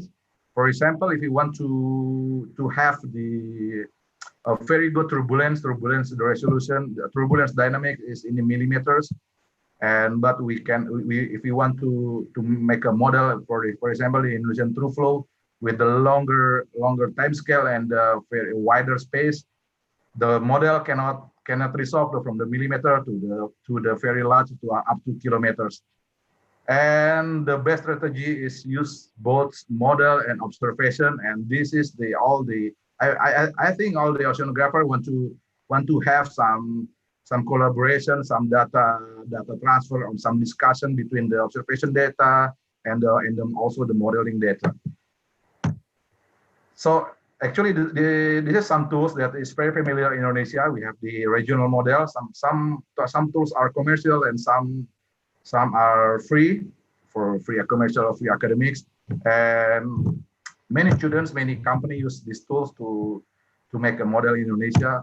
There are also the scientific, ocean general, regional models. For example, the ROMS, CROCO, NEMO, some with the different capability, different special grid type, and then different vertical grid, and then with each of the scientific model has many different numerical sim, and then different computational.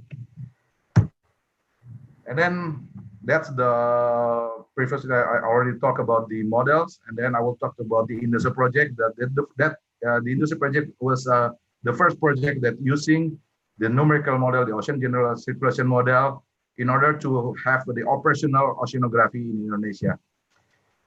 The model has already stopped since 2017. It's not bad. It's the project start for 4 years. And it provides for the 9 days oceanographic 3-dimensional, including biogeochemical. There are 24 parameters for the biogeochemical. It's a prediction of 9 days predictions. In a 112-degree resolution, it's about 10 kilometers. But unfortunately, until now, the program is stopped. The challenge in this model, this is the challenge when I joined in this model, and when I work when I using the models, when I make a model during my PhD. The Indonesian region is the most challenges region to make a model, because the bathymetry is very sparse. There's a very shallow bathymetry, and then very deep bathymetry in the Banda Seas. And as you know, the coastline, there are 17,000 islands. There are many complex coastline, and lots of river input, and etc. This is the configuration of the Indonesia model using 112-degree resolution. This is the configuration, but the model is very sensitive. I show you my sensitivity test using the models in Indonesia. And maybe this is I can show you here. This is the TS, the temperature and salinity diagram in Banda Seas. I want to show you that the modeling in Indonesian seas is not as easy as that, because in many ocean model we have different numerical scheme. For example, there's some numerical scheme called the TVD, the UBS, the quickest numerical scheme, and also the forcing from the tides, and then we must parameterize some mixings. And you can see here that I made some tests with the different numerical scheme, different forcing, and it creates the very different water mass. This, for example, in the Banda Seas. So it's very challenging. And it's one of the results of, this is the results from the Indonesian model, the surface temperature and the surface salinity, and below is the currents in 10 meters depth. It's not bad, it's good, it's already evaluated, and there's a paper already published for this evaluation of this model. The product is just like a physical product. And then the future development for the stakeholders. Actually, this is the main idea. The stressing point of my presentation is the future development.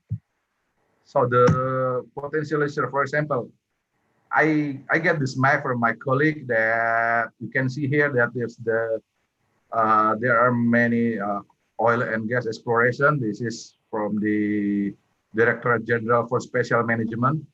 So there are many company operated in the Indonesian seas, and then there are conservation area nearby.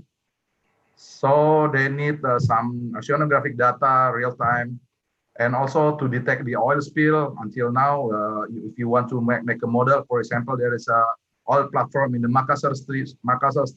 You need a very realistic ocean current to model to detect the oil spill. This only for the example. And then the other ideas is this is actually the tribute from our last our previous Director General Aryo Hanggono. He about 2 months ago he asked me to come to his office and to make a discussion how to make the 3D marine spatial planning, because the 3D maybe actually the 4D marine spatial planning, including the time, the 3D space and the one dimension is the space. How to make, is it possible to make the Indonesian operational the Indonesian marine spatial planning in 3 dimensions? I said yes, because and then we need tools to do that, and then I proposed to him to make the ocean to develop another ocean numerical model in Indonesia to make another project. It's like in Indonesia 2, and then all the parameters from the model can be used as the input to the marine spatial planning in 3 dimensions. And then also the fishing zone. This is I got the fishing zone from the website, the KKP website. Actually, the fishing zone mainly is the source of the data mainly is from the satellite that the processing is to see the front, the difference, the temperature gradient, and then from the satellite, and also to detect the chlorophyll, the algorithm of to detect chlorophyll from the satellite, for example, from the MODI satellite. But unfortunately, we are living in the tropical region, the equator. There are lots of clouds and then lots of rain. So it's very hard to it's very hard for the satellite to make a photo, to capture the image. And I hope maybe by using the ocean numerical model, we can have the prediction of the SST and the chlorophyll from the maybe more robust than the satellite data. And then this is another result from using numerical model that we can also detect the marine debris. This is the simulation. I made simulation from January to February 2020. The marine debris coming from the Jakarta Bay, and we can see here's the first. There's a different path of the marine debris. If the marine debris is released from January, and then marine debris is released in February. So in February, the marine debris, the particle will come to the Indian Oceans mainly, but when the release time is in January, the particle mainly going to the east part of Indonesia in Flores Sea. This is another simulation from in June and July 2020. So there's many utilization of using a numerical model, but unfortunately, we don't have it until now. There is a numerical model, and then with the colleagues from the Piamari from Pangandaran, they already make some technology, the real-time technology, because the ocean model, we need the real-time observation to make predictions, better predictions. They already developed the automatic weather station, and the reason is they already developed the Puma. Puma is just like a device for the sea level measuring. It's real time, and maybe this is the first development with the cooperation with the European Union. It can give them some alert for this is ROP. ROP is coastal inundations. There's tropical cyclones coming to the south part of Java, and it increased the water surface elevation in the southern Java coast. Southern Java coast. It's detected by this device. and the future development of this device also can detect the water temperature and then the salinity. And we need this technology in order to make the assimilation of our models. So actually, since 2 years ago, I already just maybe this is information for Pak Nyoman. I already discussed with many directors, many boss in KKP that we need to have the more fine resolution of the numerical model, and then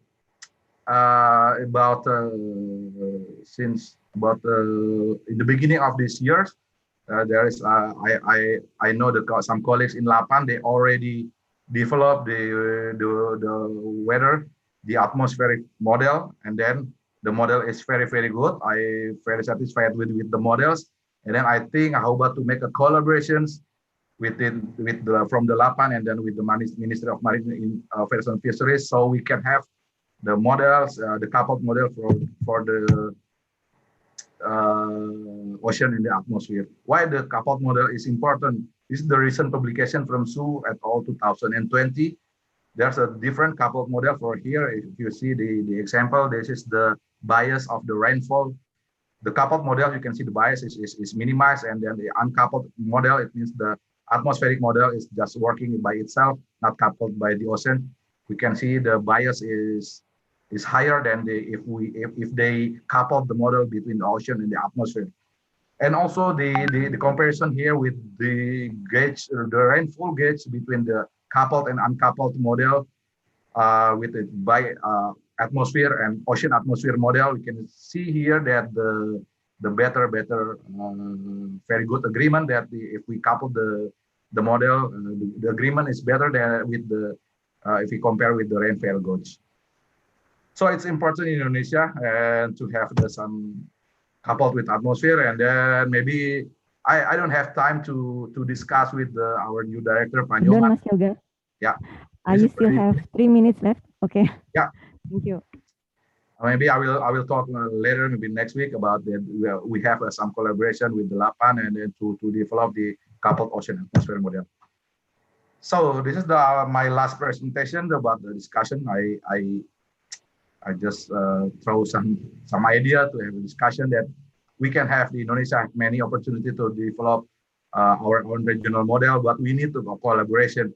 We need the forcing from the international institutes.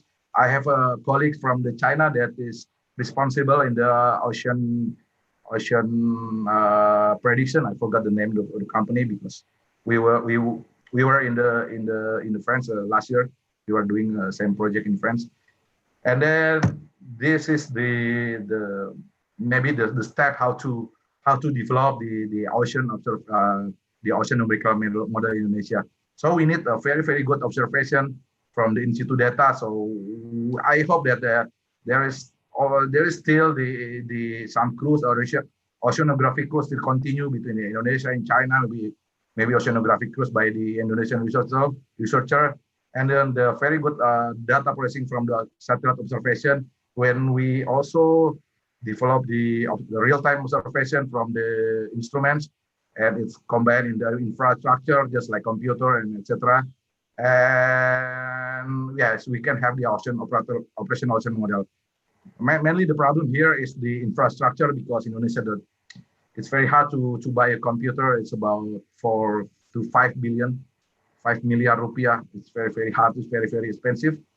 Maybe we can have collaboration with other countries, and then the operational model, we give the historical and prediction data to many stakeholders, to the fishermen, to the researcher, to the students, and all the data can also used by the decision support, by the decision maker in the department, in the ministry. Maybe they can have many decision about the management of the marine resources in Indonesia better.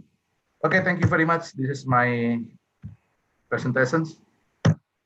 Okay, thank you. Thank you again, Dr. Dwi Yoga Nugroho, for the great presentation that explaining us about the need of ocean model, its challenges, and the future development for stakeholders. And before continue our session to my beloved colleague, Mbak Ulan, I'd like to request the opinion of following share screen to all speakers as shown on the screen. So first is about on gaps and adjustment of ocean. The system improve integration regional networks through national and international collaboration. And the second one is determine how to meet future user needs, also improve the delivery of products, advanced technology and services, and also the balance needs, the capabilities and knowledge worldwide. Achieving these outcomes will result in a fit for purpose ocean observing and model over the next decade. So hope this discussion part will encourage more questions from participants who join with us today in this webinar. All right, we can start from perhaps Dr. Asmi first, and then Dr. Jason Wei, and lastly Dr. Dwi Yoga. Please.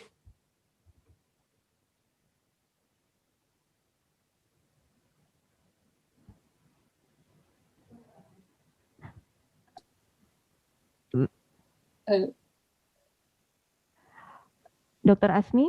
Oh, okay. So I forget something. So first of all, I would like to share my screen. So for those of you who probably missed my talk today because the committee told me that I only have 15 minutes. So that's why I kind of like talk like 100 miles per hour. So I was talk so fast. So probably some of you missed my talk today. So I'm going to share my presentation to the committee so you can ask from them. And also I put, what is, all right, I put my information here.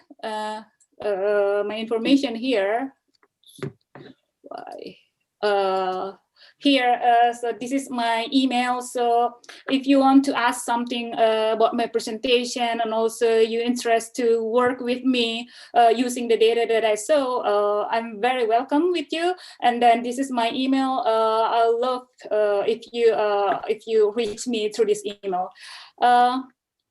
And then I think, do I have a question, Unidesi? Stop share. Recommendation on gaps.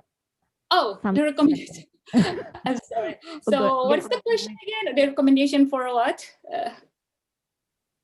Sorry, I'm quite jumpy here because of coffee. So, and especially for the relation between the observation and the application for the marine resources management. For real, yeah. You can see from the screen. Yeah, I can see that. Can I skip for a moment? I need time to think. Maybe Dr. Wei Jackson can talk first, or Mas Yoga when I'm thinking. So the recommendation on gap and adjustment of ocean observation. There is a raised hand. Oh. Yes, please. I see there's one attendee is raising. Dr. Jason or Dr. Yoga, perhaps you can give some perspectives due to the written on the screen.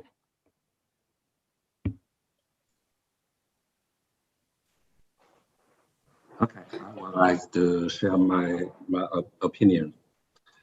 For us, I think, firstly, I want to say that we want to continue our cooperation in the IPF and the South China Sea branch. For example, for the project, the TIMIT, the transport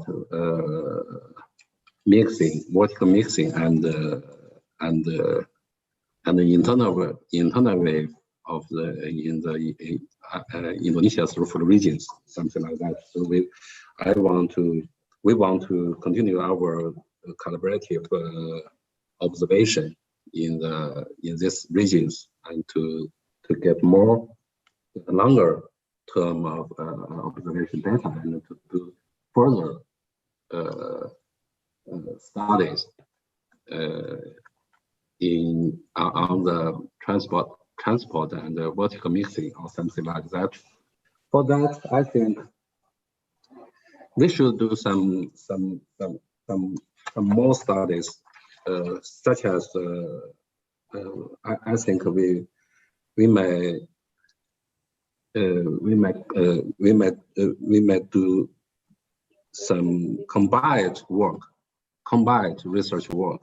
I mean, the combined observation, field observation, and the space observation. I mean, satellite and the numerical modeling, such as we should use some numerical technical, for example, data assimilation and something like that. Maybe it will be better if we can obtain the long time reanalysis data for this region or something like that, and this kind of data will be very valuable for the research on the environment and environment and climate system. So I think it is very important. And another way is we should do our best to make a progress in the observation technical. For example, we besides of mooring, I mean buoy mooring. So maybe we need the real-time subsurface mooring systems, so we can get the real-time data from the subsurface mooring. So it is very important. So also I want to share our new results, new numerical techniques for the vertical mixing parameterization. We set up a new parameterization for the tide-induced vertical mixing, and we have got the not bad results based on this new parameterization. So this kind of parameterization scheme is very easy to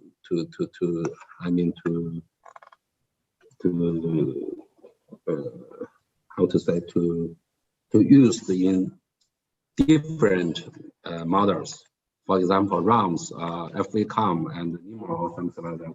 It is not very difficult to use this kind of new parameterization for the tide-induced vertical mixing.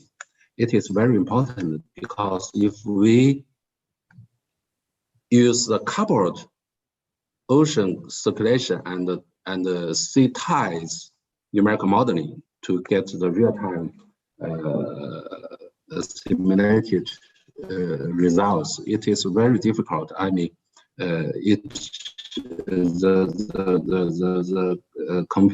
computation cost will be very high. But if we use this parameterization, it will be very easy, and the computation cost will be low or something like that. So anyway, for FIO, First Institute of Oceanography, Ministry of Natural Resources of China, we do hope to continue our cooperation this kind of fields or something like that. So I do hope and to believe that we will have very good future for our cooperation. So So it's all. So thank you.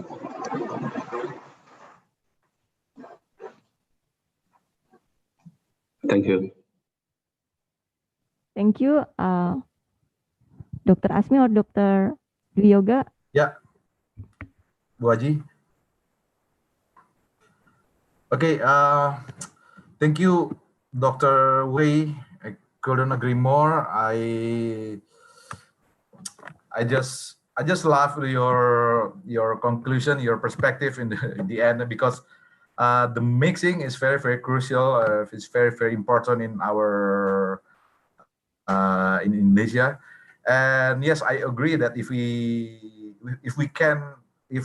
don't have very good parameterizations, we can waste our times in the computational, because the computational will be very expensive.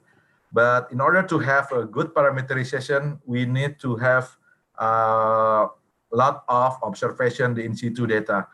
Until now, many in situ data, I don't know, I'm not following the recent project, the recent cruise in Indonesia, but I saw some publications and in Indonesia that the mixing parameterization or the mixing coefficient is mainly calculated by the CTD. The CTD itself is, I think the CTD itself is also parameterized to calculate the mixings. So in order to cope, to have a solution, we need to have measurements that directly measure the turbulence using the instruments that are dedicated to use to measure the turbulence, just like the velocimeter, turbulence profiler, or something like that. And if we can have a good parameterization, we can have a very light computational cost to do the models. And the second one is maybe it is still an open question that we think that mainly oceanographer think the mixing is all the vertical mixings can give an effect to the physical parameters, the temperature, salinity, the density, but what will be happens into the biogeochemical, to the nutrients, and then is it some coupled effect with the vertical mixings and the biogeochemical mixing related to the vertical mixing of the physical parameters, and then something like that. That it is still an open questions for the scientists. And maybe if there are some research projects dedicated to measure the biogeochemical mixing, maybe it will be a very good finding for the world of the oceanography. And also my perspective is actually the why we need to conduct why we need to have the ocean numerical model in Indonesia, because we need the data, the real-time data. The Indonesian people, as maybe 20 years ago, 15 years ago, there's not so many people understand the effect of the temperature variability or the salinity of the tridimensional parameter of the oceans. But now, when the education system, the ocean, maybe has already improved the information about the Indonesian seas, and you can find in Indonesia that there are some fishermen that understand how to read the SST data from the satellite, and it's very surprising. So maybe in the future, maybe in the 5 or 10 years and from now, and if we have the models and we can distribute to the fishermen, yeah, maybe it will be it will be very beneficial for them. And actually, that some of my perspective, I'm waiting for the collaboration, maybe with Asmi or maybe with Dr. Wei. Okay, thank you, Madam Ibu Haji. Hello, Barakallahu Fik, Mas Yoga. Thank you very much. Maybe Dr. Asmi. Okay, Thank you, Unidesi. Just call me Asmi. It's just such a weird when you call me Dr. Asmi. Just call me Asmi. All right. So the recommendation on gap and adjustment of ocean observation. So basically, the observation in IMRO, we kind of like provide observation data through satellite data, right?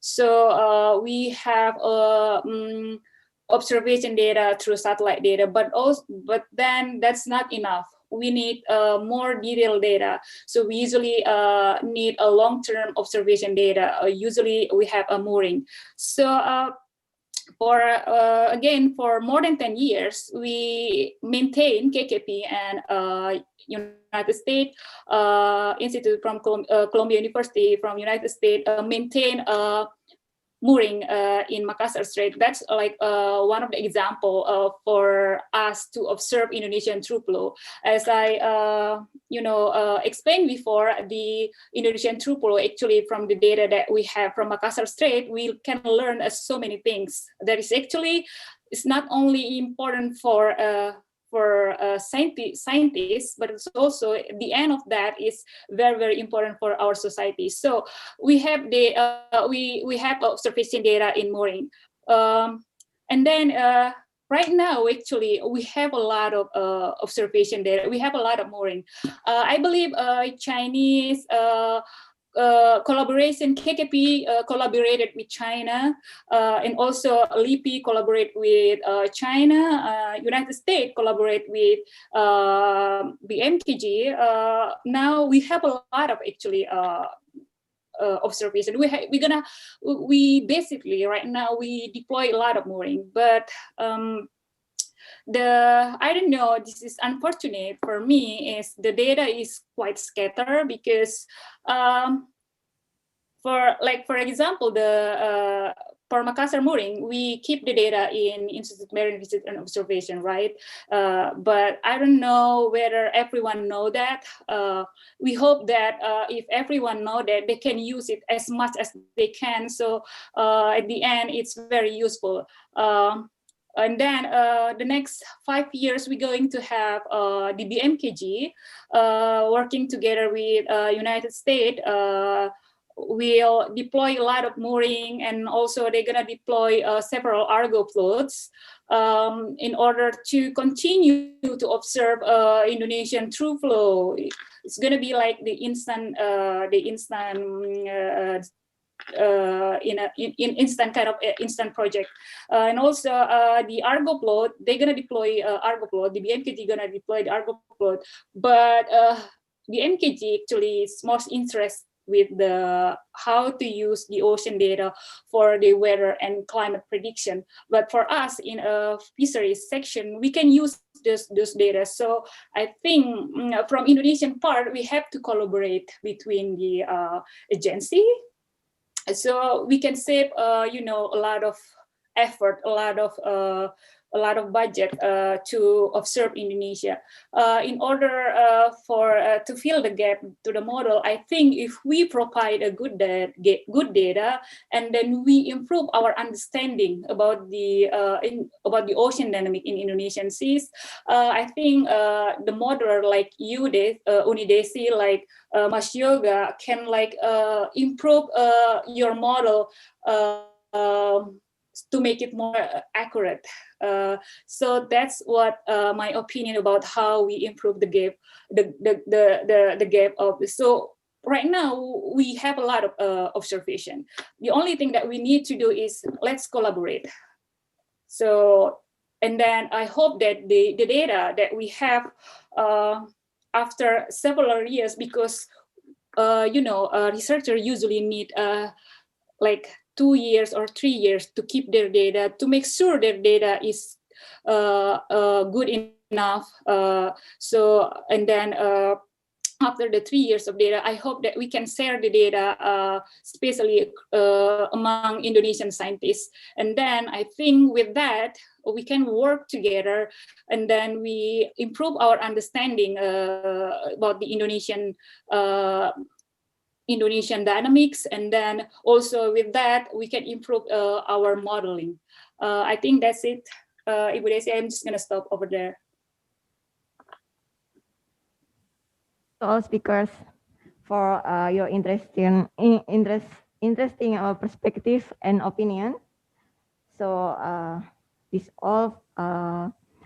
Now for the question and answer session, we'll return back to my beloved colleague, Mbak Wulan, that will direct you all for the discussion. To Mbak Wulan. Thank you, Dr. Desi. Now we move to the discussion section. And we already open for the raise hand feature and Q&A column and also room chat on YouTube channel. And it's already one participant who raised hand to Mr. Julister Sonobe. Good afternoon, Mr. Julister. It's already connected with us. Hello, Mr. Julister. You can ask the question. Hello, Mr. Julister. Well, maybe there is a technical trouble. Now, I would like to read the question from the Q&A column. That's for Dr. Yoga. From Mr. Teguh, the question is, it's possible for us, Indonesian researcher, not just MMIF, to make operational Indonesian ocean modeling like INDESO project or CMEMS. What's your idea about Indonesian ocean modeling? And the second question from our YouTube channel, from Bapak Mr. Bayu Priyono, the question is for Dr. Wei. Are there any impact of SCSB variability in marine resources, such as fisheries? And the third question, it's still from our YouTube channel, from Mr. Bayu Priyono. The question is for Mrs. Asmi. Is possible to predict the anomaly that you explained? Thank you. Yes, for all the speakers, from Mr. Teguh and for Mr. Yoga, time is yours to answer the first question. Yes, the answer scientifically is possible. Yes, but it's not an easy job to have some oceanographic services like Marine Copernicus or the CCO from the US. It needs a very supporting. We need some infrastructure first to develop, to build the system, and then we need also the team, many people that is work just dedicated to the services. And then yes, it's possible, and it's also my dreams in the future. If there is some supporting from the top level in the ministry or maybe in Indonesia, that yes, we might have that. Thank you. Dr. Yoga. Now the second question to Dr. Wei. Time is yours to answer the question. I repeat the question, Dr. Wei. Yeah. Sorry, I'm not very clear for this question. Okay, I repeat the question. Are there any impact of SCSB variability in marine resources, such as fisheries?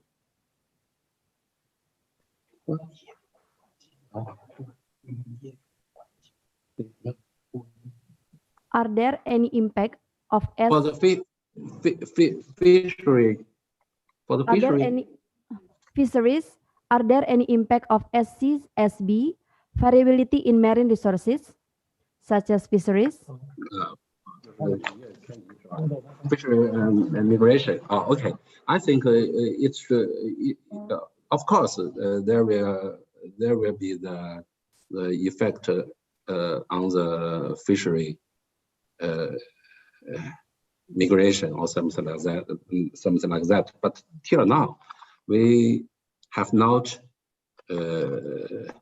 focused on this kind of infection or something like that. But in the future, I think we should do this kind of study, and As I know that for the MMAF immoral or something like that, there are some scientists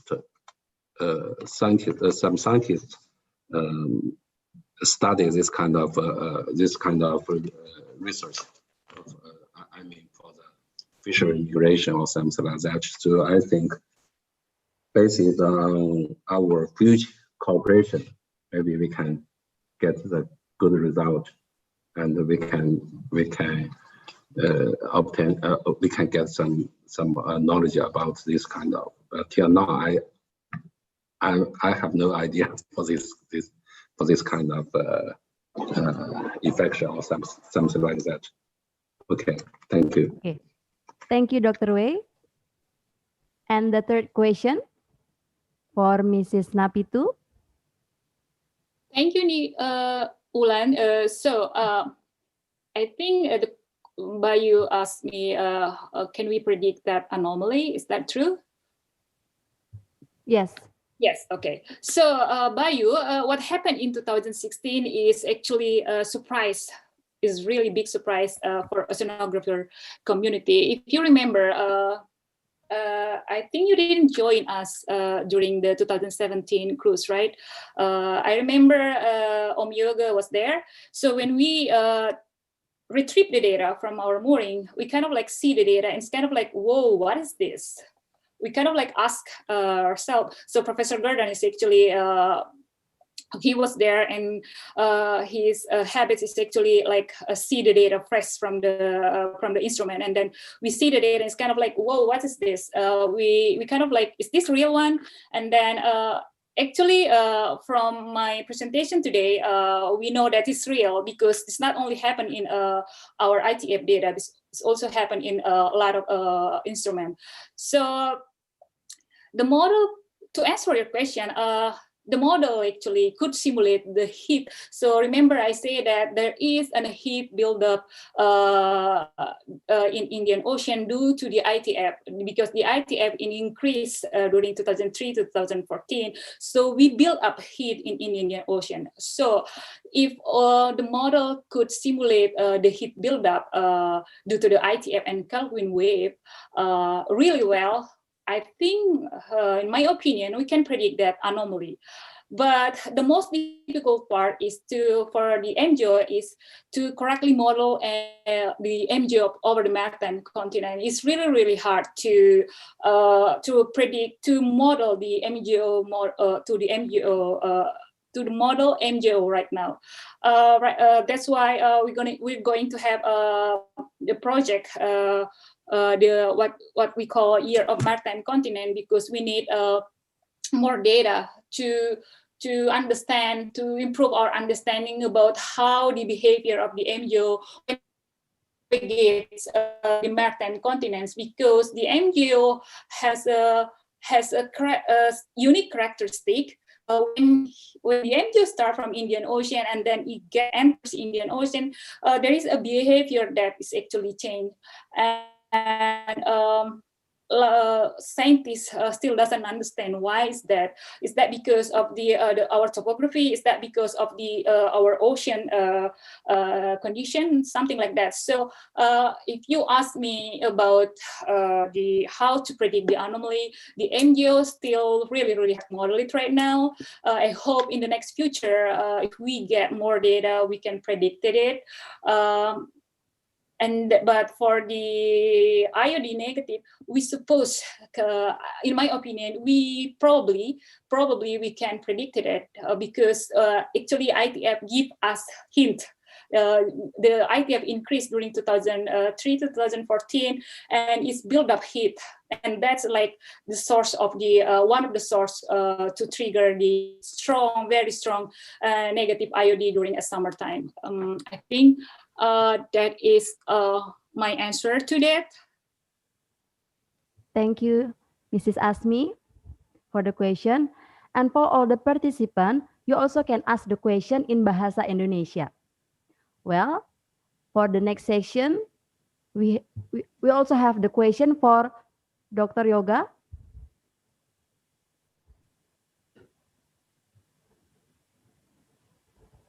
Yes. Thank you. Can I have a question, Ibu Wulan? Pardon me? Can I have question to? Oh, okay. Yes, please. Yes. Oh, okay. So, hi, Dr. Wei. So I have a question. You have a great presentation. So I'm just gonna see my note here. So what's the cause of the decreasing trend in Karimata Strait transport? Because from the ITF through Makassar Strait, so that we have an increasing trend between 2003 and 2014. Why it's different?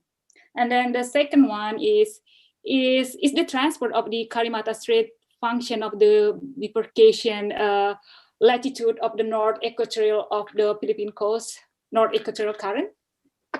I think that's it. Thank you so much in advance, Dr. Wei. Okay, Yes, thank Dr. you, Dr. Esme. For the first question, I think the cross-equatorial flow maybe it's a reason or something like that. And for the second one is you mean for the East Philippines? The second question. Oh, the second question is the transport of the Karimata Strait function of the bifurcation latitude of the North Equatorial of the Philippine coastline? Oh, I think the main path is the west part of the South China Sea. I think it is for the I think maybe you mean for the Mindoro Strait. I think the transport is not very small, but till now we have not observed this kind of transport. I think the Mindoro Strait is a very important strait for the South China Sea branch. But we will maybe not maybe, we should do this kind of observation. Okay, but in the future, but we should do the cooperation together with Philippine scientists. It's okay. So maybe we can look for this kind of solution. Okay, thank you. Thank you, Dr. Wei, for the answer. Mrs. Asmi? Yes. That's enough? Oh, of course. Oh, yes. Of course. Okay, we will move to the next section. We have a question for Dr. Yoga. In your slide, you mentioned that by using ocean numerical model, we can have better fishing zone prediction. Could you please explain how to realize this in support the improvement of IMRO fishing zone prediction?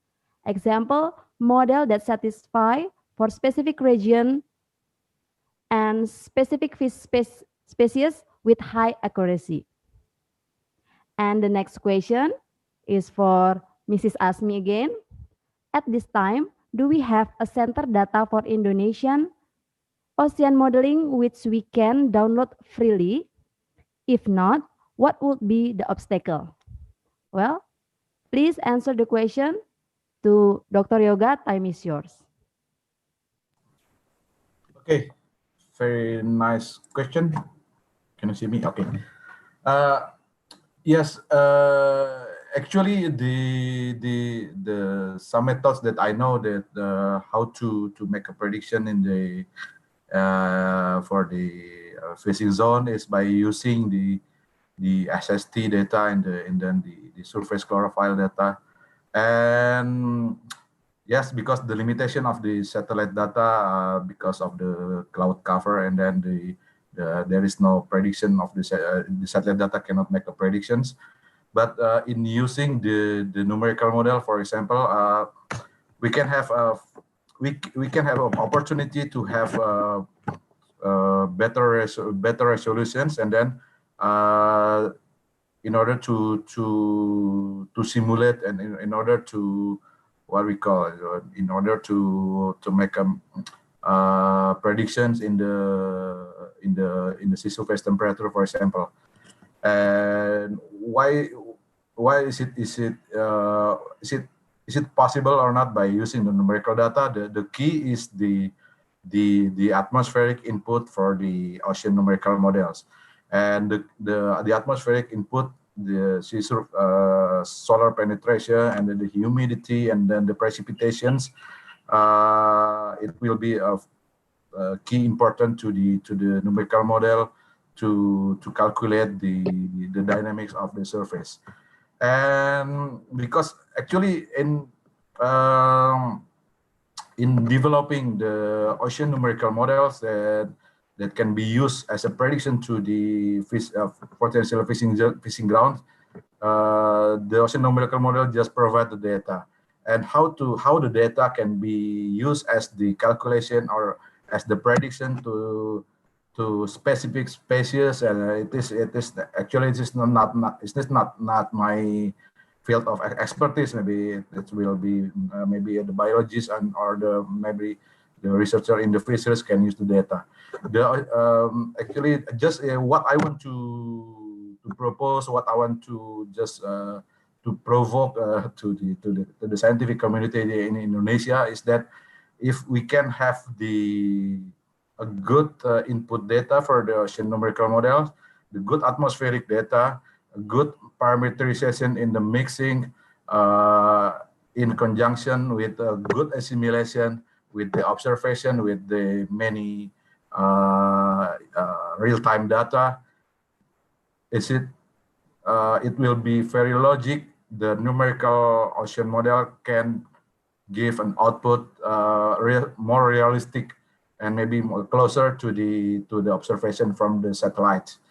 And it's still under development because we still now for the oceanographic data, we just until now we can download the data from the internet, and some of the producers, some of the institute that provide the data, for example, the Marine Copernicus, and maybe in the next year that it's not free anymore, and then from the service from the US, the ECCO consortium, maybe it's not free. So it will be a challenge for us. It will be very difficult for the colleagues that working in the ocean in the potential fishing zone to get the data in order to make a good prediction in the potential fishing zone. But also the model is also to have a limitation. If we want to have a very fine resolution, for example, less than 1 kilometer in Indonesian seas, we need a very huge computation infrastructure. We need a lot of computational times and also a lot of effort to do the post-processing of the data. Maybe it's just 3 kilometers. I think it's enough just to make a better resolution in the near coast, just to produce the data for the people who wants to make a prediction in the fisheries. And one thing, the last thing is the model is also can be coupled with the biogeochemical models. So the biogeochemical maybe can provide the data if there are some if the data for the chlorophyll, for the what is the kesuburan perairan, I forgot the nutrients in the oceans. It will be another data for the colleagues in the fisheries sector, for the researcher in the fisheries, how to make the better predictions for the fishing zone. Okay, thank you. Thank you, Dr. Duyoga. The next question for Mrs. Asmi. Thank you, Wulan. So I think the question is, do we have a center data for Indonesian ocean modeling, right? Yes, so right. This question is best if we ask Om Yoga and Uni Desi, but probably I try a little bit. So do we have the center data for Indonesian ocean modeling that we can download? If you refer to Indonesian ocean modeling, that is originally built up in Indonesia. I don't think we have it yet, but I think that's one of the goal, one of the one of the dream of the Indonesian the IMRO. So we hope that in the near future, our researcher in IMRO will start to develop a original model that we build up by a collaboration with all modeling in Indonesia. So as right now, I think that we usually download Indonesian the model for Indonesian seas from free website from United States, from French, from a lot of institution abroad. So, but if you ask, just going to twist a little bit, if you ask, do we have a center data for Indonesian observation data?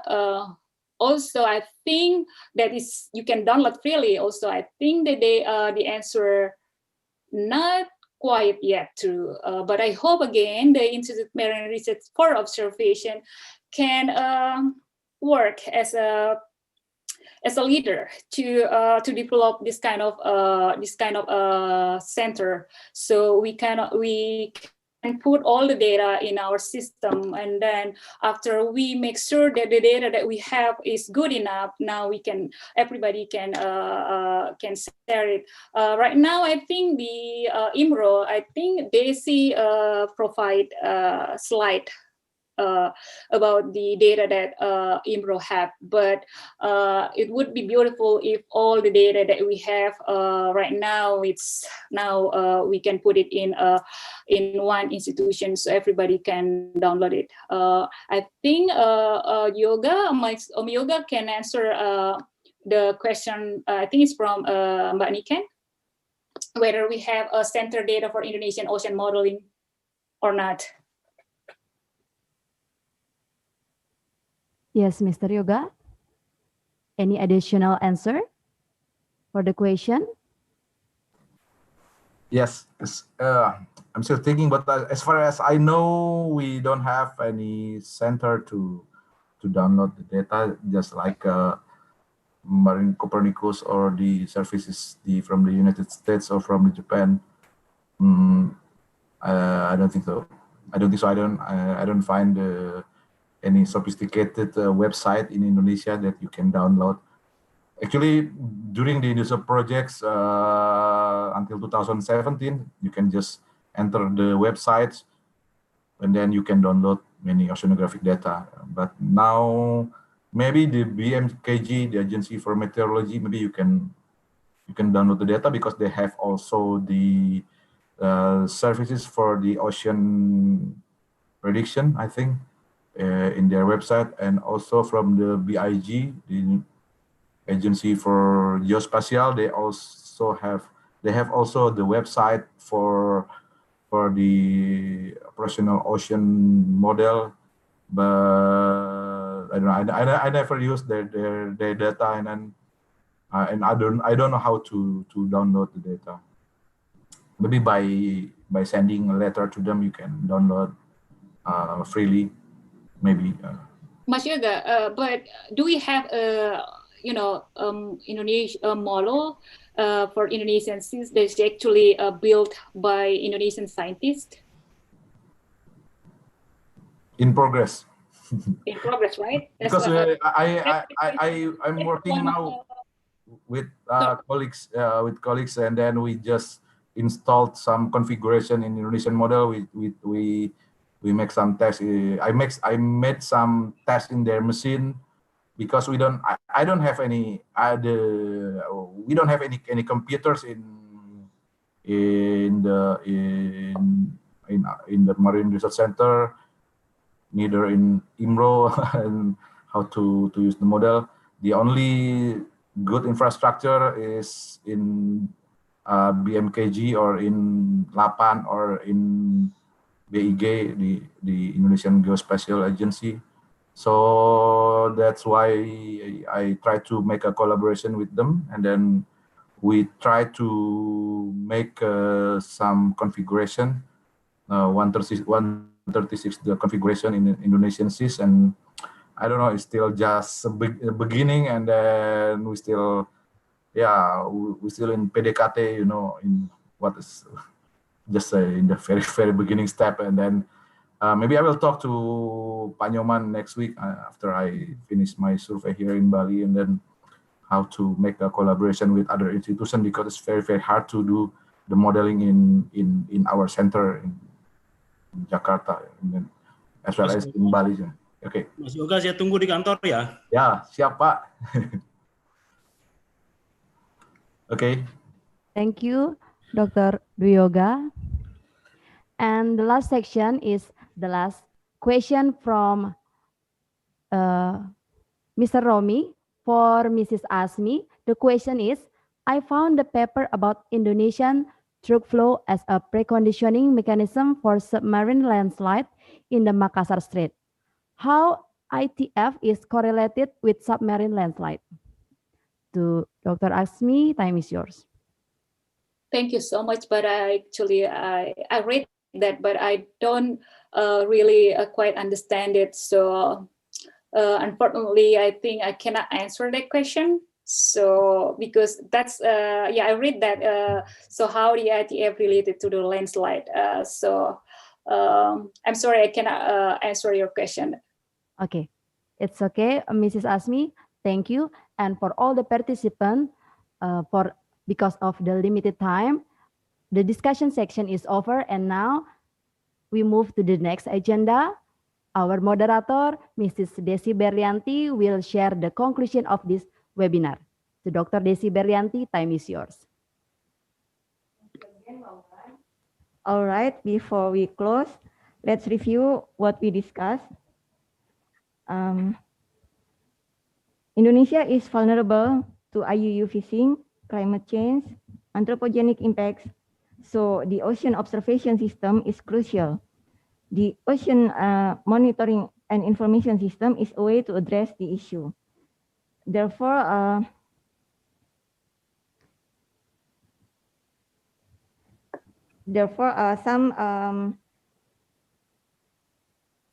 some collaboration are needed to utilize the combination the field and space observation and numerical techniques, for example, for assimilation and to fill missing parameterization scheme.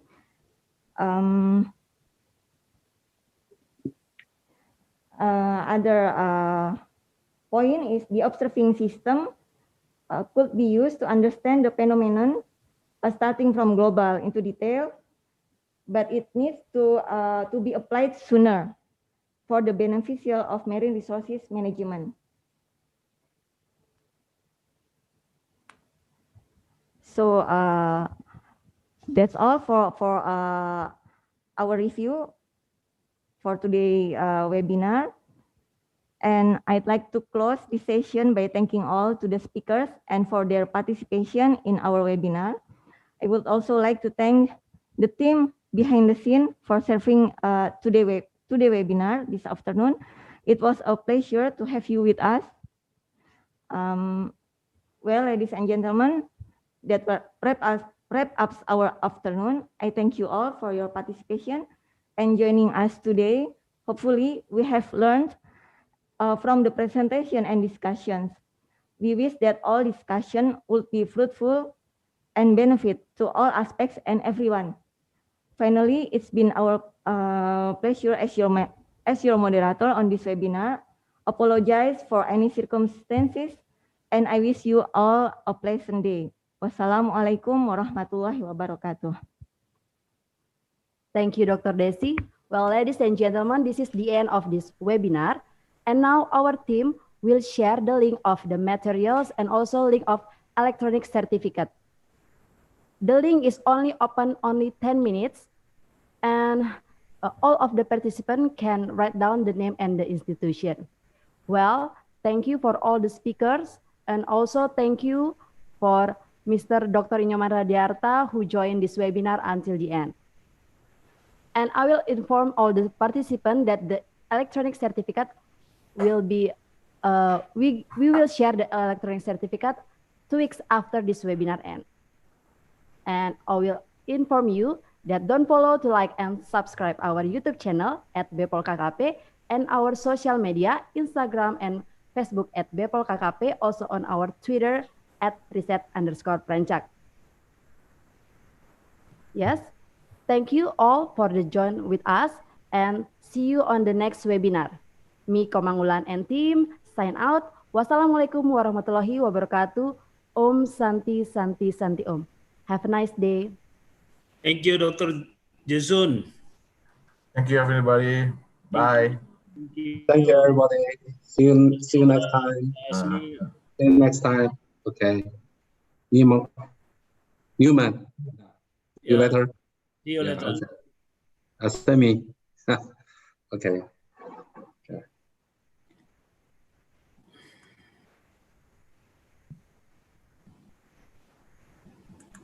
Terima kasih Pak Nyoman. Yuk, sama-sama. Ditunggu di Indonesia secepatnya. Ya Pak.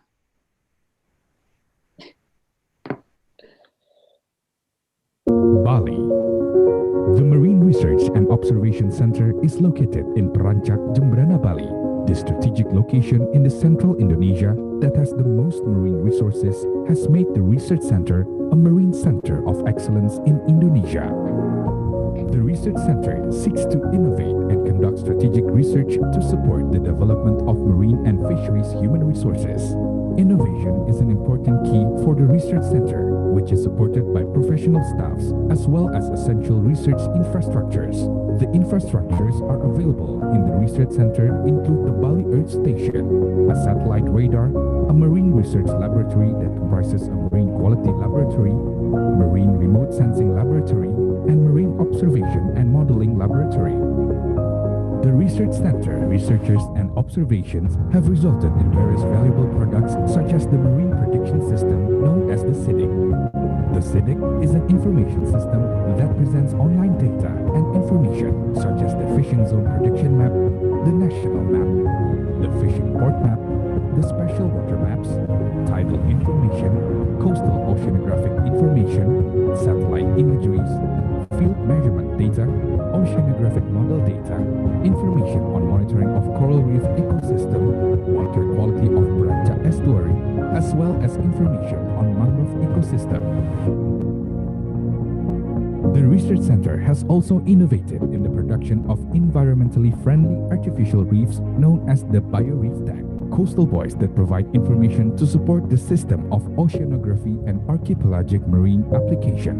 In addition, the research center has actively participated in the activities of the Southeast Asia Center of Ocean Research and Monitoring.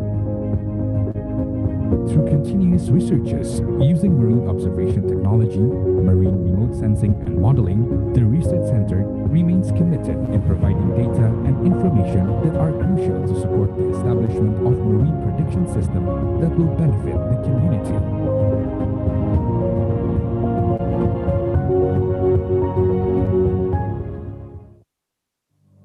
Balai Riset dan Observasi Laut atau BROL mempersembahkan SIDIC, Sistem Prediksi Kelautan. SIDIC dirancang sejalan dengan pembinaan BROL sebagai pusat unggulan iptek Sistem Prediksi Kelautan. Agar dapat mengakses SIDIC, pengguna harus melakukan registrasi secara online terlebih dahulu untuk mendapatkan hak akses data dan informasi di dalam SIDIC berupa data citra satelit, data model oceanografi, data pengukuran lapangan, informasi peta perakiraan daerah penangkapan ikan atau PPDPI, informasi peta lokasi penangkapan ikan atau pelikan, informasi prediksi pasang surut, informasi oceanografi pantai, informasi status mutu estuari Perancak, informasi ekosistem terumbu karang, dan informasi ekosistem mangrove.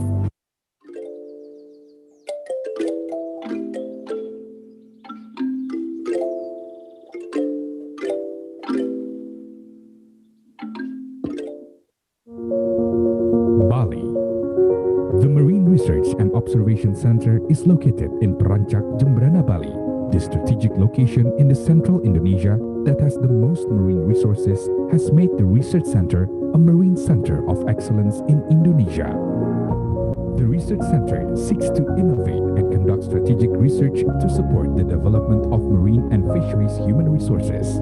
Innovation is an important key for the Research Center, which is supported by professional staffs as well as essential research infrastructures. The infrastructures are available in the Research Center include the Bali Earth Station, a satellite radar, a marine research laboratory that comprises a marine quality laboratory, marine remote sensing laboratory, and marine observation and modeling laboratory. The Research Center researchers and observations have resulted in various valuable products such as the Marine Prediction System known as the SIDIC.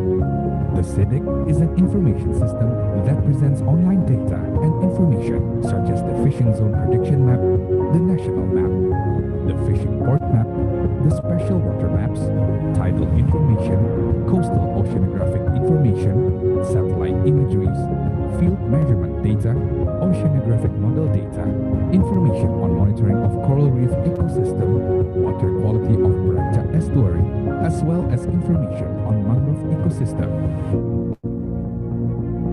The Research Center has also innovated in the production of environmentally friendly artificial reefs known as the BioReef Tag, coastal buoys that provide information to support the system of oceanography and archipelagic marine application. In addition, the Research Center has actively participated in the activities of the Southeast Asia Center of Ocean Research and Monitoring. Through continuous researches using marine observation technology, marine remote sensing and modeling, the Research Center remains committed in providing data and information that are crucial to support the establishment of marine prediction system that will benefit the community.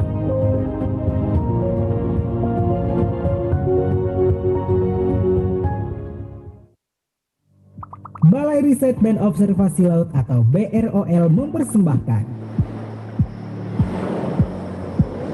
SIDIC, Sistem Prediksi Kelautan. SIDIC dirancang sejalan dengan pembinaan BROL sebagai pusat unggulan iptek Sistem Prediksi Kelautan. Agar dapat mengakses SIDIC, pengguna harus melakukan registrasi secara online terlebih dahulu untuk mendapatkan hak akses data dan informasi di dalam SIDIC berupa data citra satelit, data model oseanografi, data pengukuran lapangan, informasi peta perakiraan daerah penangkapan ikan atau PPDPI, informasi peta lokasi penangkapan ikan atau pelikan, informasi prediksi pasang surut, informasi oseanografi pantai, informasi status mutu estuari perancak, informasi ekosistem terumbu karang